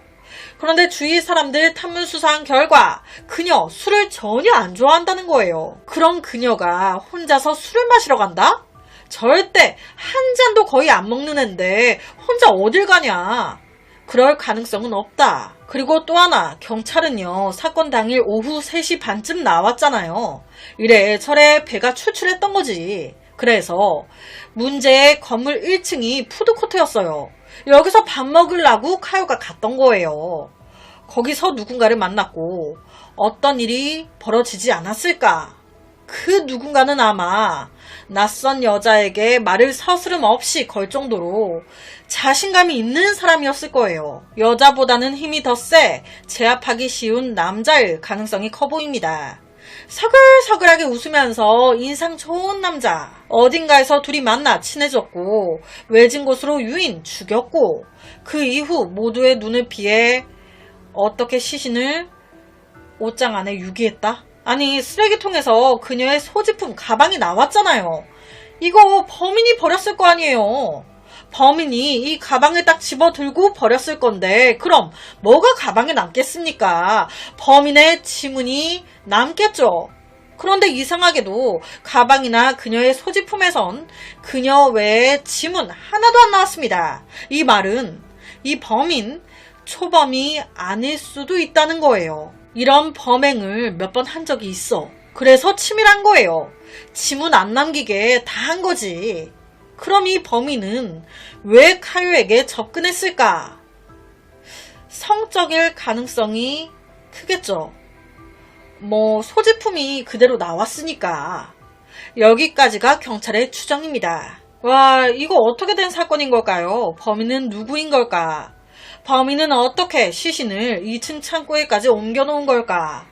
만약 그녀가 걸어서 시신이 발견된 건물로 들어왔다면 무조건 CCTV에 찍혔을 건데 이 CCTV 기록이 다 돼가지고 없다는 게 이걸 미제 사건으로 만든 주요 범인인 것 같아요. 만약 이 CCTV 기록들이 다 살아만 있었다면 이거 미제 사건 안 됐을 것 같은데 CCTV 기록 보관 기간을 좀 더 늘렸으면 좋겠다 싶기도 하고 세상엔 아직 해결 안 된 사건들이 많고 슬픈 이야기가 많습니다. 언제나 이런 사건들이 존재하죠. 하지만 이와 반대로 오랜 시간이 걸렸다 한들 해결된 사건들이 더 많다는 거. 우리나라 미제 사건 유가족들에게도 꼭 말씀드리고 싶은 말입니다. 포기하면 안 된다는 거. 오늘 제가 준비한 사건은 여기까지입니다. 어떻게 들으셨나요? 매일 저녁 10시 25분 모미지 업로드, 구독과 좋아요, 그리고 새로운 영상이 업로드 될 때마다 띠링띠링 알려주는 알람 설정까지 한 번씩 부탁드립니다. 내일 저녁 또 다른 사건으로 찾아뵙겠습니다. 내일 봬요. 2014년 9월 27일 자정 무렵 일본 도쿄도 기타구의 한 라면집에서 폭행 사건이 발생했다는 신고가 들어옵니다. 경찰이 바로 출동 가게 문을 딱 열었더니 가게 안에 피를 흘린 채 미동 없이 쓰러져 있는 한 남자가 가게 안에 쓰러져 있던 남자의 이름은 당시 49살이었던 키타지마. 놀란 경찰은요 바로 라면 가게 직원과 현장에 있던 다른 손님들에게 상황을 물었습니다. 그랬더니 다들 좀 주저주저 하면서 아무 말 없이 손으로 한쪽을 가리키는 거예요. 가게 한쪽에서 등을 구부린 채 라면을 먹고 있는 덩치 큰 한 남자를. 그 남자는 도쿄에 살고 있던 당시 37살 이만희 씨. 경찰은요 바로 라면 먹고 있는 그에게 갔습니다. 당신이 저 남자 저렇게 만든 거야? 이 물음에 그의 대답? 응. 뭐야? 이런 이만희 씨의 태도에 경찰은요 기가 찬 거예요. 그래서 실제로 당신 지금 뭐 하는 거야? 이렇게 라면 처먹고 있을 때야? 그랬더니 이만희 씨 계속 라면을 먹으면서 한다는 소리가 내 최후의 만찬이야. 건들지 마. 아니 한 남자는 바로 앞에 피 흘리며 쓰러져 있고 또 한 남자는 그 앞에서 아무렇지도 않게 라면 처먹고 있고 지금 이게 무슨 상황인 걸까요? 이만희 씨는 사건 당시 어머니와 단 둘이 살면서 어머니와 형이 운영하는 나사 제조 판매 회사에서 일하고 있었습니다. 어머니 또한 이만희 씨와 같이 일하고 있었어요. 항상 어머니와 아침, 점심, 저녁 함께 먹었던 것 같습니다. 거기다 이만희 씨는 받는 월급의 얼마 정도를 항상 어머니한테 드리고 있었대요. 이 부분은 자의적인 건 아니었던 것 같고요. 어머니의 요청이었던 것 같습니다. 지금 딱 보셔도 덩치가 어마어마하죠. 그는요 고등학교 시절 럭비부였어요. 키 176에 몸무게는 120kg, 발 사이즈는 275. 자기 페이스북에 모이칸으로 머리를 자른 모습이나 문신한 사진들을 올리기도 했습니다. 덩치도 큰데 이렇게까지 하고 다니니 더 무서운 인상이었죠. 하지만 이런 건 어디까지나 겉모습 인상일 뿐이었고요. 이때까지 이만희 씨는 폭력 사건을 일으키거나 누굴 괴롭히거나 한 적 전혀 없었습니다. 경찰서 자체를 가본 적이 없는 남자였어요. 이 이만희 씨 덩치도 있고 하다 보니 이상한 데로 빠질까봐 이 엄마가 항상 엄청 어렸을 때부터 귀가 시리도록 얘기했었대요. 절대 남을 때려선 안 돼. 절대 남을 괴롭히면 안 돼. 그러나 이만희 씨는 이런 어머니의 말을 무시해버렸습니다. 2014년 9월 26일 일을 마치고 집으로 돌아가던 이만희 씨. 뭔가 술 한잔 하고 싶어. 그래서 홀로 한 달에 한두어 번 다니던 도쿄에 있는 필리핀 술집을 가기로 한 거예요. 평소에 이 이만희 씨 술을 막 즐겨 하진 않았었대요. 정말 한 달에 한두어 번 정도? 저녁 7시경 이만희 씨는 필리핀 술집에 가기 전에 근처에 있는 선술집에 먼저 들러 맥주와 소주를 간단히 마셨습니다. 그리고 저녁 8시경 필리핀 술집에 들어섰어요. 거기서 약 3시간 동안 소주를 한 3분의 2 정도 마십니다. 선술집에서 먹고 여기서 또 먹은 거죠. 필리핀 술집에서 한 병을 다 안 마신 건 아무래도 여기서 더 마시면 취할 것 같다. 이렇게 자각을 했던 것 같습니다. 다음날 일 가야 되는데 힘들거든. 술집에서 나온 그는요, 집으로 향하는데 이때 시간이 자정이 다 된 시간이었어요. 뭔가 그냥 들어가기에는 좀 출출해. 그때 눈에 보인 한 가게.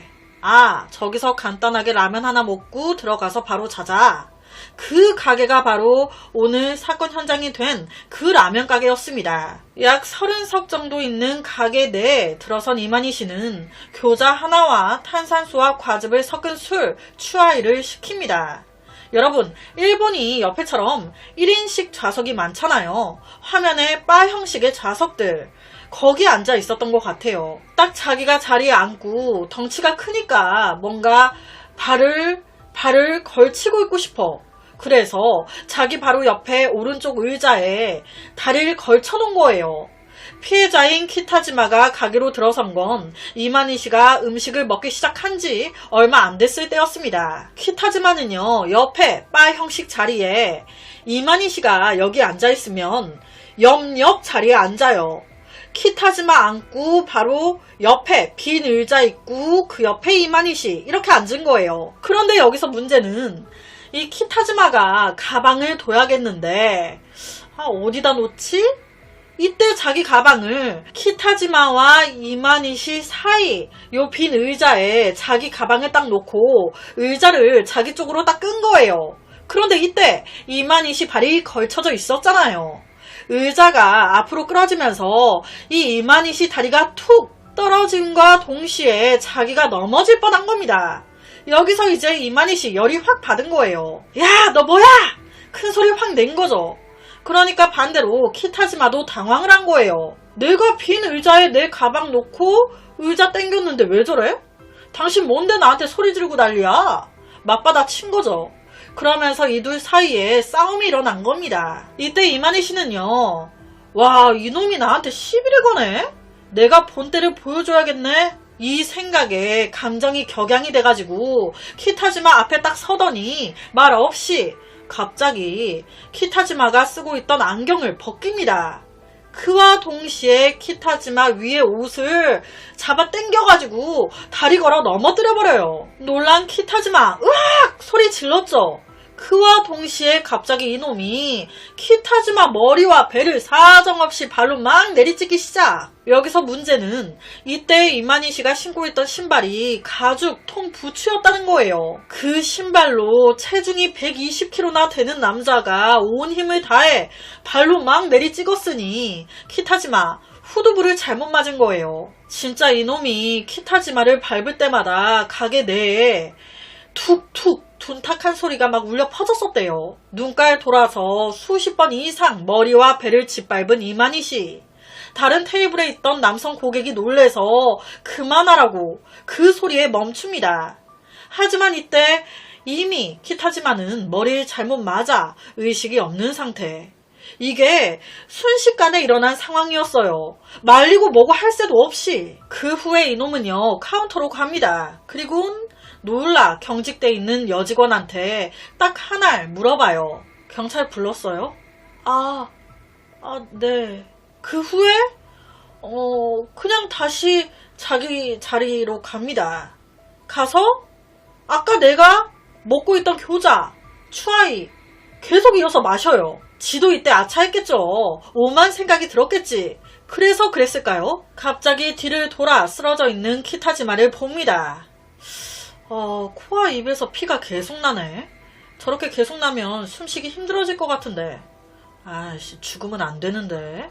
이 생각이 든 건지 갑자기 벌떡 일어나 키타지마한테 가서 그의 머리를 들어 올리려고 해요.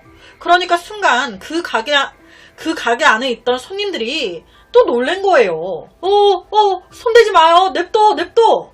경찰과 구급차가 올 거예요. 냅둬요. 함부로 손대면 안 돼. 주위 사람들이 이렇게 막 뭐라고 하니 다시 원래대로 키타지마 머리를 돌려놓고 자기 자리로 다시 돌아옵니다. 그리곤 화장실로 가요. 자기 손에 묻은 피 씻으려고. 도망 안 갑니다. 다시 자기 자리로 돌아와요. 그리고 바로 직원한테 한마디 하는데 다 깜짝 놀랍니다. 여기 된장라면이랑 볶음밥 세트 하나 주세요. 자기 먹을 거 주문한 거예요. 이런 상황에서. 아무래도 추정했을 때 손 씻는다고 화장실 갔잖아요. 이때 자기 혼자 생각한 거예요. 나 경찰서 가면 구속될 텐데. 이게 내 마지막 음식이 될 수도 있겠다. 이 라면 가게는요, 되게 조그만 동네 가게였어요. 나이든 남자 요리사 한 명과 여자 종업원 한 명이 끝인. 몸집이 큰 이만희 씨가 방금 막 사람을 반 죽여놨어요. 버젓이 지금 우리 가게 안에 피투성이 남자까지 쓰러져 있어. 이런 상황에서 이 남자가 된장 라면을 하나 달래. 그 공포감에 이 주문을 어떻게 거부할 수 있겠습니까? 여기서 진짜 대박인 게 이만희 씨가 혼자 먹으면서 뭐 좀 이따 경찰 오고 잡히고 뭐 하면 정신없이 그냥 우야무야 나 이거 먹었는데 계산 안 하고 갈 것 같아. 이런 생각이 들었던 거예요. 그래서 이때 미리 또 계산까지 합니다. 선결제. 그리고 먹기 시작한 거예요. 얼마 안 가 경찰 도착. 누가 그랬냐. 그러니 모두 조용히 이만희 씨를 가리켰죠. 맛있게 최후의 만찬 라면을 먹고 있던 그를. 이만희 씨는요, 상해 혐의로 체포 경찰차에 태워질 때까지 미소 라면과 볶음밥을 먹었대요. 체포 후에 이만희 씨는 술 몇 잔밖에 마시지 않았다. 하지만 음주 측정 결과 완전 만취 상태의 수치가 나옵니다. 이만희 씨는 사건 당시의 심경을 밟고 있는 동안 아무것도 생각나지 않았다고. 어차피 도망가봤자 경찰에 체포될 게 뻔하거든. 괜한 고생하느니 그냥 인정하고 마지막 밥이나 맛있게 먹자 라는 생각이었다고. 그러니까 경찰이 또 하나를 물어본 거예요. 왜 범행 직전 갑자기 키타지마의 안경을 벗겼냐? 그거 제가 옛날에 안경이 깨져 다친 경험이 있어서요. 즉 당시 이만희 씨 키타지마의 실명이나 자신의 손 부상을 우려할 만큼 정신적으로 여유가 있었다는 겁니다. 그러니까 다시 말하면 이때 당시 이만희 씨 그렇게 흥분 상태가 아니었다는 거예요. 매우 냉정했던 겁니다. 체포 후에도 이만희 씨는 키타지마에게 전혀 사과하지 않습니다. 반성조차 하지 않아요.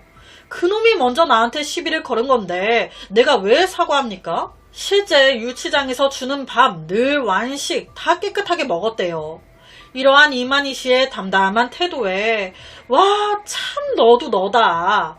경찰이 혀를 내둘렀다고. 실제 경찰 조사에서 이만희 씨가 죽어도 좋다 생각했다. 죽여버리고 싶었다. 이런 얘기를 이제 한 거예요. 좀 때려 손해보려고 했다. 이런 느낌이 아닌 죽이려고 죽어도 상관없다. 이렇게 생각했다. 그렇게 상해치사가 아닌 살인 미수로 전환됩니다. 그런데 여기서 더 충격적인 게 뭔지 아세요? 키타지마 병원으로 옮겨지고 딱 이틀 후에 29일 사망했다는 겁니다. 사망 원인은 내장 손상으로 인한 출혈성 쇼크. 키타지마의 몸에 상당히 강한 힘이 가해진 걸로 추측이 됩니다. 그러니까 더 이상 미수가 아니야. 살인사건이지. 이런 상황에서도 그는 침착해요. 재판장에서도 침착했대요. 그런데 이런 그의 냉정한 태도가 한번 크게 바뀌는 순간이 있었습니다. 다름 아닌 어머니에 대한 이야기가 나왔을 때 재판 중에 변호인이 방청석에 어머니가 계시냐 이 말을 듣자마자 갑자기 한동안 아무 말도 못할 정도로 펑펑 대성통곡을 했대요. 이만희 씨의 어머니는 이 사건을 계기로 42년간 다니던 회사를 퇴직하고 완전히 몸도 마음도 다 무너져 버렸다고 합니다. 어머니는 법정에서 막 울면서 남들한텐 무섭게 보이고 철없이 보여도 나에겐 한없이 부드럽고 효심이 깊은 훌륭한 아들입니다. 라고 말했대요.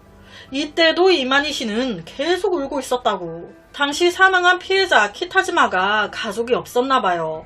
그래서 사망하고 시신을 가족이 받아야 되는데 가족이 없으니까 이걸 이만희 씨의 어머니가 받아다가 이제 미안하다고 하면서 절에 모셨다고 하더라고요. 그러니까 사원 같은 곳에. 이 사건 결과는 어떻게 나왔을까요? 아니 라면 먹다가 이게 무슨 일이야. 판사는요, 저항하지 않는 상대에게 일방적으로 격렬한 폭행을 가했다. 상대방의 사소한 언행에 화가 난다고 이렇게 때려? 형량을 낮출 사정은 보이지 않는다 라면서 그에게 징역 7년을 선고합니다. 와 여러분, 사람이 맞아 죽었는데 10년도 안 나온 거예요. 솔직히 준비한 저도 그렇고요. 이 사건을 보시는 모든 분들 같은 생각이실 것 같아요. 참 일본 법도 싸다. 역시나 당시 일본의 여러 사람들도 말도 안 된다며 이제 말이 많았어요. 더구나 이놈은 도망가고 말고를 떠나 이제 피해자가 죽어가는 그 와중에도 저 앉아 라면 먹고 있었어요.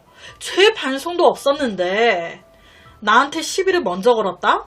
아니 솔직히 뭐 어떤 시비? 자기 의자가 아니잖아요. 가게 의자잖아. 서로 의견 차이가 있었더라도 뭐 말로도 할 수 있었고 여러 해결 방법은 있었어요. 죽을 때까지 때리지 않아도 됐다고. 아무래도 판사는 이만희 씨 전과 없더만. 현장에서 도주도 안 했잖아. 엄마가 막 애타게 호소도 하더만. 뭐 이런 걸 참작해준 것 같더라고요. 그런데 사건 현장에서 도주하지 않고 이런 건 당연한 거 아닙니까? 도주하는 놈들한테 더 죄를 가해야 되는 건 맞지만 도주하지 않았다고 해서 죄를 참작해주는 건 아닌 것 같아요. 아휴, 이 사건의 또 다른 피해자 가게는 또 무슨 죄예요? 사건 현장이 돼버린 라면 가게는요, 매상이 엄청 하락하고요. 사건 후에 이 여자 종업원 그만뒀대요. 그리고 약 6개월 후 가게 문 닫았다고. 되게 좀 오래된 라면 가게였다는데 아주 사소한 일이 계기가 돼 말다툼이 살인사건으로까지 번진 사건. 게다가 범행 후 피해자가 아닌 자신의 식사를 걱정하며 마지막 만찬을 즐긴 사실에 여러 사람이 경악했습니다. 우리나라도 이런 별거 아닌 거에 시비가 붙어 큰 사건으로까지 번지는 경우 많습니다. 그런데요, 우리 이런데 에너지 안 써도 세상살이 에너지 쓸 거 천지잖아요. 이런 거에까지 에너지 써버리면 우리 못 살죠. 기분 좋게 라면 먹으러 와서 이게 뭔 일입니까? 의자 하나 때문에. 서로한테 좋은 게 하나도 없는, 이거 누굴 위한 싸움이야? 우리나라에선 절대 이런 일 일어나지 않았으면 좋겠습니다. 오늘 제가 준비한 사건은 여기까지입니다. 어떻게 들으셨나요? 매일 저녁 10시 25분 모미지 업로드, 구독과 좋아요 한 번씩 부탁드립니다. 내일 저녁 또 다른 사건으로 찾아뵙겠습니다. 2009년 6월 12일 금요일 아침 6시경 일본 미야라시의 몇몇 청소부들은 최근에 비가 많이 와서 한 도로 옆 작은 주차장 하수구에 많은 오수가 고였다고 거길 청소하라는 상부의 지시를 받습니다. 그래서 그날 아침 6시부터 청소부들이 문제의 하수구 청소 작업에 들어갔어요. 그들은 먼저 펌프, 호스를 하수구에 넣고 그 안에 오수를 퍼내기 시작했습니다. 그렇게 한창 작업을 하고 있는데 갑자기 퍽! 펌프호스가 이유 없이 갑자기 멈춘 거예요. 오수가 안 올라와. 뭐가 막혔나? 바로 청소부들이 하수구 안의 상황을 확인하기 시작했습니다. 불빛을 딱 비춰봤더니 엄마야, 안에 저거 뭐야? 그 작은 하수구 안에 사람이 있는 거예요. 이렇게 최초 신고가 들어갔고 현장으로 경찰이 출동했습니다. 시신이 발견된 하수구, 이곳의 위치는요, 이부키산 기슭에 있는 도로 옆 작은 주차장이었어요. 가로등도 없고 주변에 마을도 없고 숲으로만 둘러싸여져 있는 엄청 외진 곳이었습니다. 지나다니는 차조차도 많이 없는 곳이었어요. 있어봤자 트럭 몇 대? 이런 곳에 지나다니는 사람은 많았겠습니까? 도로변에 있는 이 작은 주차장은요, 등산 애호가들이 많이 쓰는 곳이었습니다. 이곳에 차를 주차해 놓고 바로 옆에 길을 통해 등산하러 들어가는 거예요. 이 주차장에는 크기와 깊이가 동일한 4개의 하수구가 있습니다. 하수구의 입구 직경은 65cm, 깊이는 2.2m예요. 이 4개의 하수구 중 하나에서 시신이 발견된 겁니다. 이 하수구 수위는 꽤 깊었어요. 그래서 경찰은 소방관들에게 도움을 요청, 시간이 지나 시신을 건져 올렸습니다. 초기 판단에 따르면 고인은 젊은 여성으로 특정 유리 제조회사의 파란색 작업복을 입고 있었어요. 머리에 뚜렷한 상처가 있었고 이는 하수구에서 떨어지며 생긴 건 아닌 듯 보였습니다. 경찰은 하수구에 물을 모두 퍼내고 나서 하수구 바닥에서 몇 가지 물품을 발견했습니다. 마스카라, 망치, 그리고 자동차 열쇠 등등등.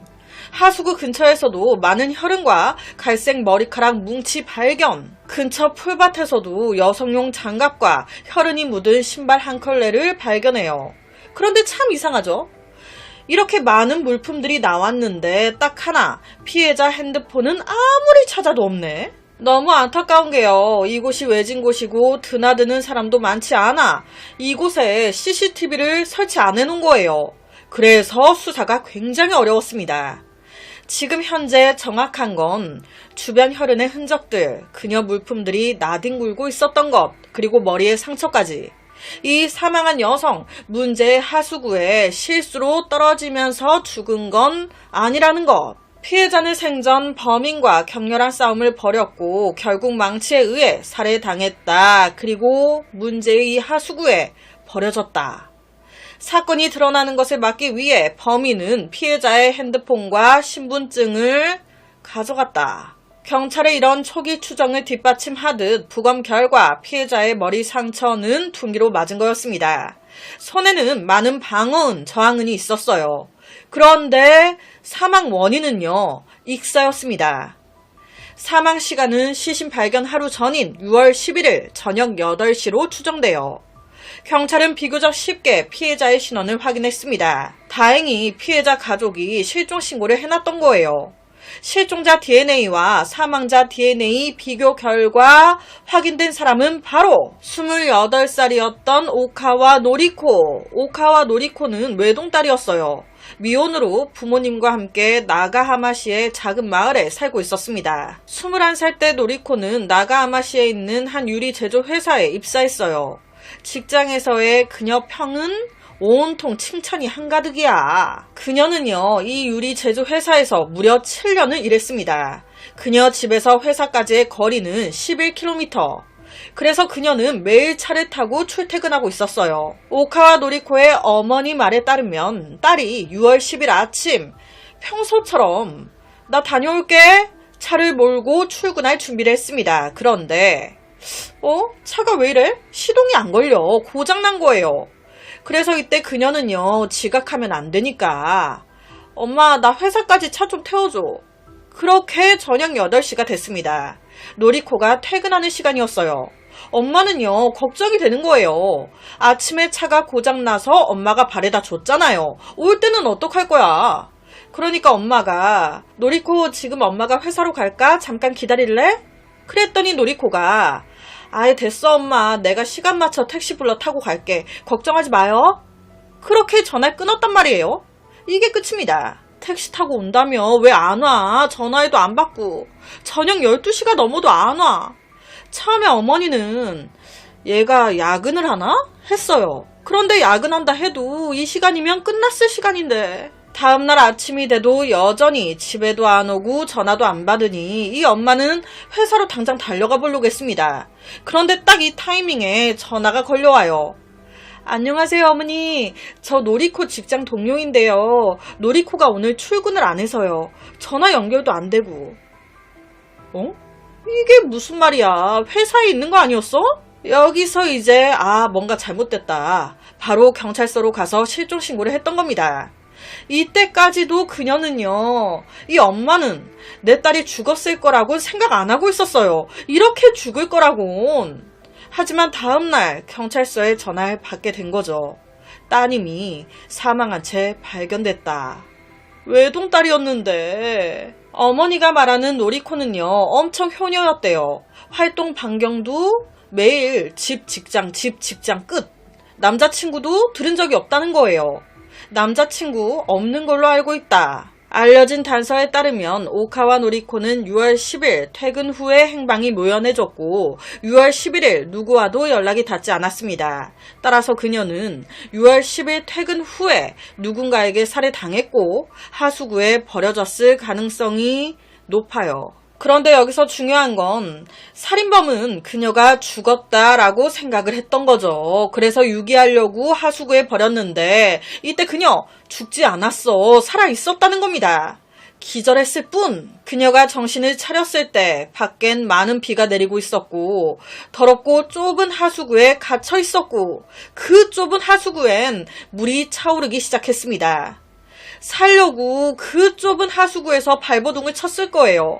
하지만 계속되는 비로 인해서 수위는 계속 상승.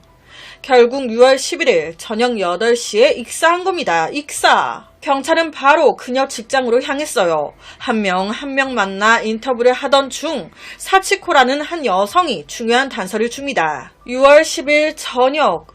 드디어 퇴근이다. 옷 갈아입고 딱 나가려고 하는데 이때 늘 그랬듯이 사치코가 오카 노리코를 부른 거예요. 노리코 다 갈아입었어? 같이 나가자. 그런데 이때 노리코의 모습이 퇴근하는 이 좋은 시점에 가만히 자리에 앉아 핸드폰만 쳐다보고 있었다는 겁니다. 그 표정이 너무 안 좋아. 무슨 문자를 누구와 나누고 있는 건지. 노리코 가자니까? 불러도 대답도 없고 그저 한다는 소리가 사치코 나 일이 있어서 좀 더 이따 퇴근할 것 같아. 너 먼저 가. 그러니까 사치코는 이때 노리코와 문자를 나누던 사람, 그 사람이 뭔가 알고 있지 않을까 좀 마음에 걸린다는 겁니다. 하지만 당시 노리코의 핸드폰 사라진 상태였어요.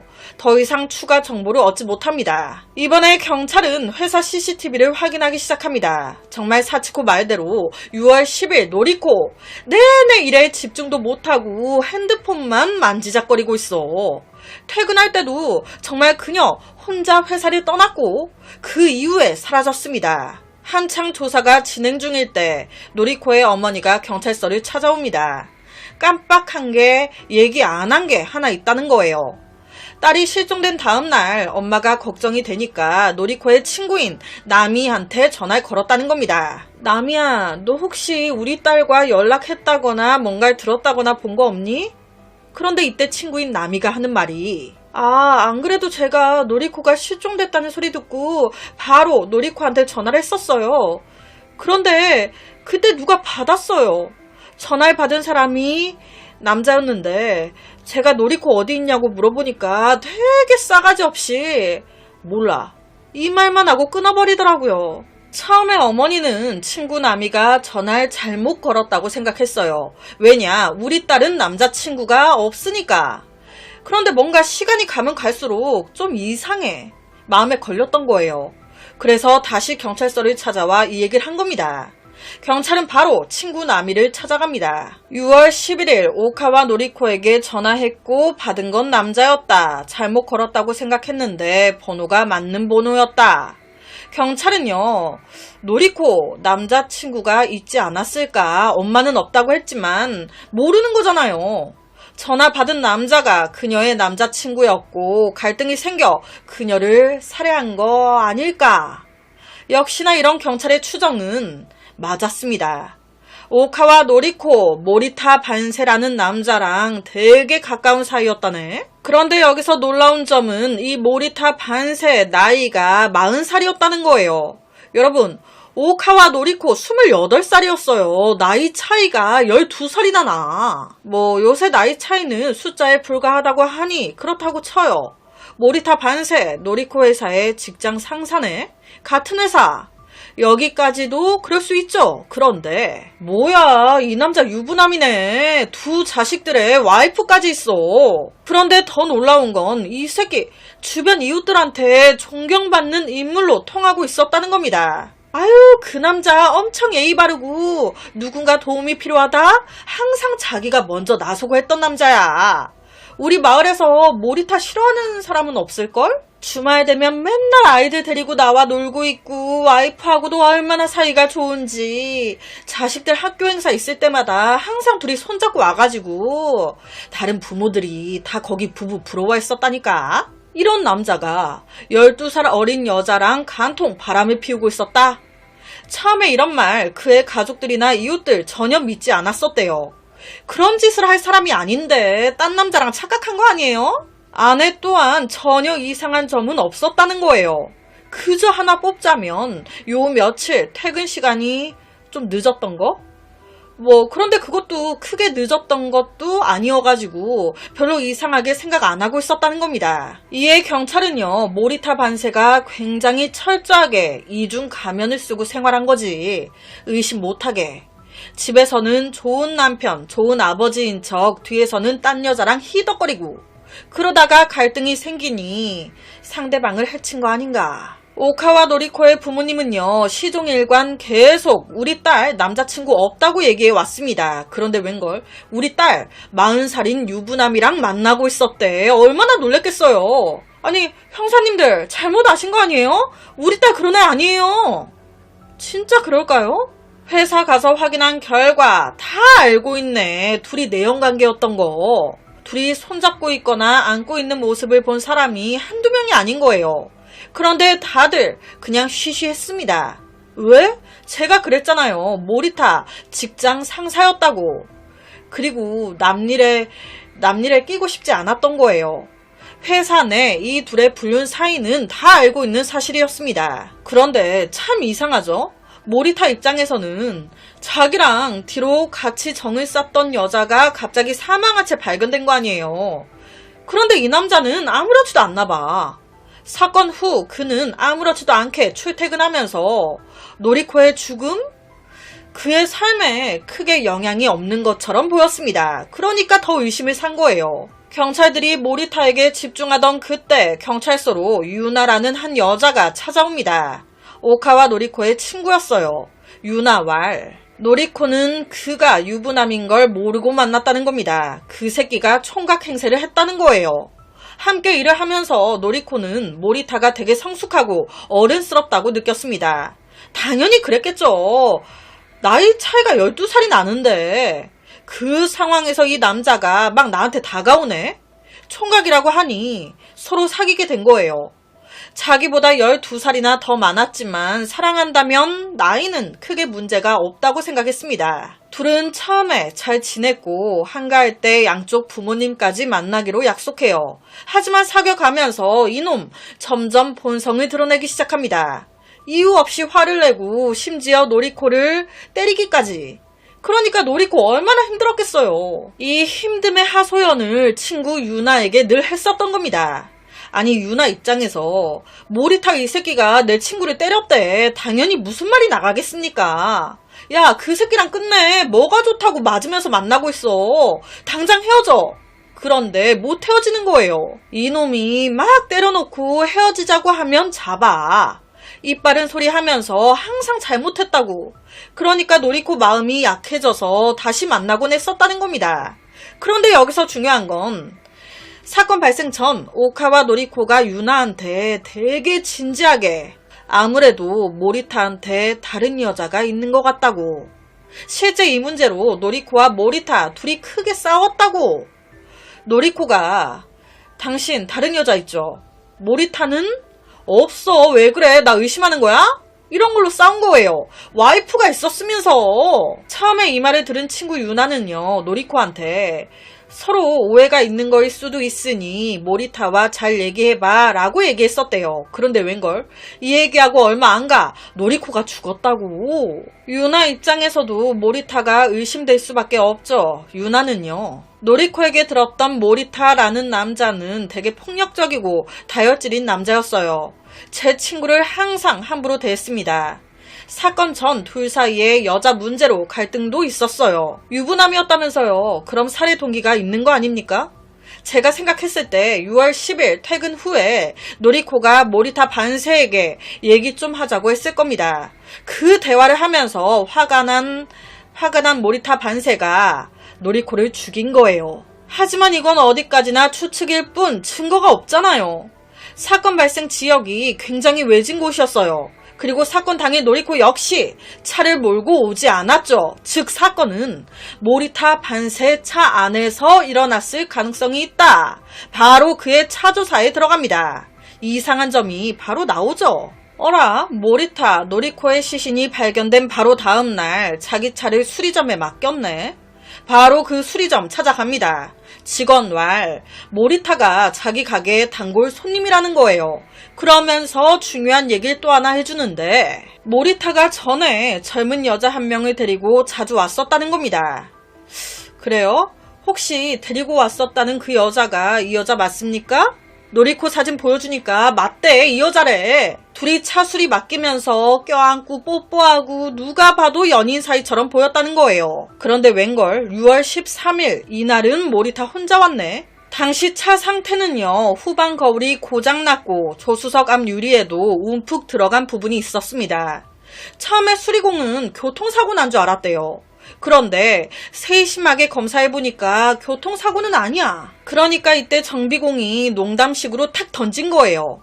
아니, 여자친구분을 얼마나 화나게 했길래 차가 이 정도로 부서져요? 여자친구가 열받아 차를 부순 거 아니에요?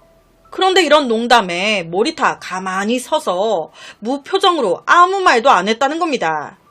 그래서 굉장히 자기가 좀 뻘쭘했었다고. 경찰은 오카와 노리코가 퇴근하고 모리타 차에 탑승했고 두 사람이 차 안에서 다툰 거지. 그렇게 자동차가 사건 장소에 도착했을 때 두 사람은 좁은 차 안에서 몸싸움이 일어났고 화가 난 모리타가 차 안에 있던 망치를 꺼내 조수석 노리코를 내리쳐버린 거 아닐까. 그러니까 이 노리코 입장에서는 얼마나 놀랬겠어요. 놀란 노리코 바로 차에서 내린 겁니다. 도망가려고. 그러니까 이놈은 또 가만히 있나? 바로 뒤따라 차에서 내려 망치를 막 휘두르면서 뒤쫓기 시작한 거예요. 완전 저녁에 공포영화가 따로 없었겠죠.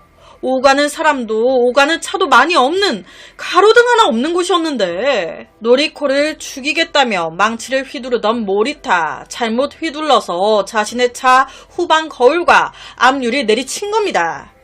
결국 노리코는 머리를 맞고 기절해 쓰러졌고 모리타는 죽은 줄 알고 그녀를 근처 하수구에 버린 거예요. 이때 그는 그녀가 살아있을 거라고는 상상도 못했습니다. 그저 100% 죽은 줄로만 알았지. 참 불륜 짓거리 하면서는 사랑한다고, 너밖에 없다고, 우리 결혼하자고 입 바른 소리 엄청 했을 거 아니에요. 다 거짓말이었다는 거 아니야. 죽은 줄 알았던, 살은 줄 알았던, 결혼은 하수구에 버린 거 아닙니까? 재미 볼 땐 좋았겠지. 불륜의 끝은 항상 이렇다니까요. 여튼 경찰은 모리타의 차를 조사합니다. 그 차 조수석과 왼쪽 뒷바퀴에서 의심스러운 혈흔을 발견해요. DNA 검사 결과 모두 피해자 오카와 노리코의 피. 사건 발생 일주일 후 바로 모리타 체포됩니다. 그리고 둘이 나눈 이메일이나 여러 가지를 통해 정확하게 이 둘 불륜 사이였다는 것도 확인돼요. 그런데 여기서 화가 나는 건 이렇게 다 나왔음에도 불구하고 이 새끼는 뭐가 이렇게 뻔뻔해? 자기는 불륜한 적이 없다는 거예요. 아, 노리코와 제가요? 아니요, 제가 미쳤습니까? 가정이 있는 남잔데. 그녀와는 그냥 평범한 직장 동료 사이였어요. 그녀와 선 넘는 짓 한 적 없습니다. 그저 노리코가 평소에 손이 좀 많이 가는 직원이었어요. 그래서 많이 도와줬던 것뿐 그 이상 그 이하도 아니었습니다. 그 모습이 뭐 남 얘기하기 좋아하는 동료들에겐 좀 그래 보였나 보죠 뭐. 제가 사사로운 그런 소문들까지 다 신경 쓸 여유가 없거든요. 와, 자기 말로는 사건의 그날 같이 있었던 건 맞다는 거예요. 6월 10일 저녁에 오카와 노리코가 차가 없다고 좀 태워달라고. 아, 그래서 알겠다, 타라고. 같이 차를 타고 가면서 이야기를 나눴는데 그 과정에서 좀 말다툼이 있었다는 거예요. 와, 이거 말이 안 통해. 그러니까 갑자기 노리코가 막 화를 내면서 차를 세워달라고 했다는 겁니다. 당연히 처음엔 무슨 여기서 내려달라고 하냐. 그냥 타라, 안 된다. 설득했죠. 그런데 막무가내야. 그래서 결론은 몰라. 그냥 길가에 내려주고 자기 혼자 가버렸다는 거예요. 그러니까 자기는 그 후에 무슨 일이 난 것 같다는 겁니다. 내가 차에서 내려주고 그 후에 범인이 접근해 죽이고 한 것 같다. 난 전혀 모른다. 나랑 같이 차를 타고 이동할 때는 살아있었다. 다음날 출근을 안 했길래 자기는 노리코가 휴가라 안 온 줄 알았다고. 그럼 자기 차 앞유리와 후방 거울은 왜 깨져 있어? 이거는 자기도 모른다는 거예요. 그럼 왼쪽 뒷바퀴에 노리코 피는? 오카와 노리코가 자주 자기 차를 타고 출퇴근을 했었다는 거예요. 한번 같이 차를 타고 가다가 왼쪽 뒷바퀴 타이어가 터진 적이 있었는데 이때 노리코가 차에서 내려 타이어 교체 작업을 도와줬었다는 겁니다. 그 과정에서 실수로 다리를 긁혀 그 왼쪽 타이어 쪽에 혈흔이 남은 거라는 거예요. 여튼 이것도 사건과는 관련이 없다. 와, 모리타 반세는 범행을 부인하고 사건 발생 장소도 외진 곳이고 감시 카메라도 목격자도 없고 결정적인 증거를 찾지 못한 상황. 그 상황에서 2010년 11월 4일 재판이 시작됐습니다. 이때 새로운 목격자가 한 명 나오긴 해요. 한 트럭 운전사가 6월 10일 저녁 사건 발생 장소 근처에서 모리타 차와 유사한 차를 봤었다는 거예요. 그런데 운전자를 못 봤어. 검찰은요, 모리타 사건 전부터 노리코를 때리던 놈이에요. 사건 전 노리코는 뭔가 그에게 여자가 있는 것 같은 느낌을 받았었죠. 숨겨왔던 유부남의 사실을 걸린 거지. 이 때문에 둘의 갈등 심해졌겠죠. 이 과정에서 열받은 노리코가 당신 아내한테 이 사실을 다 말하겠다고 했다면 그는 지역에서 이미지가 굉장히 모범적이었어요. 이 사실이 알려지면 가정도 직장도 모든 게 다 틀어지게 되는 건데 그는 노리코와의 부적절한 관계가 드러날까 두려워 그녀를 죽인 겁니다. 하지만 이에 대해서 변호인은 사건 당일 여자 문제로 싸운 건 맞다. 그의 폭력적인 행동 아무 이유 없이 한 거 아니었다. 사건 당일 또한 노리코가 먼저 화를 내며 차에서 내리겠다고 요구했다. 그래서 내려줬다. 그 이후의 상황은 난 모른다. 차에서 내린 후 누군가에게 불행한 사고를 당한 것이다. 자, 재판 결과는 어떻게 나왔을까요? 판사는 모리타에게 살해 동기가 있다고 봤습니다. 2010년 12월 2일 11차례 심리 후에 모리타 반세, 살인과 시신 유기죄 인정, 징역 17년이 선고됩니다. 와, 17년. 아니, 익사했는데 너무 낮은 거 아닌가? 이 사건으로 충격을 받은 사람 또 있죠. 모리타의 아내. 아내는요, 남편의 외도 전혀 모르고 있었대요. 상상도 해본 적이 없었다고. 남편은 항상 완벽했고 가족에게 헌신적이었고 아이들만을 항상 생각했던 남자였으니까. 그런데 모두 가면이었어. 실제로 엄청 놀래가지고 믿기 힘들어했다고 하더라고요. 불륜의 끝은 항상 이렇다니까요.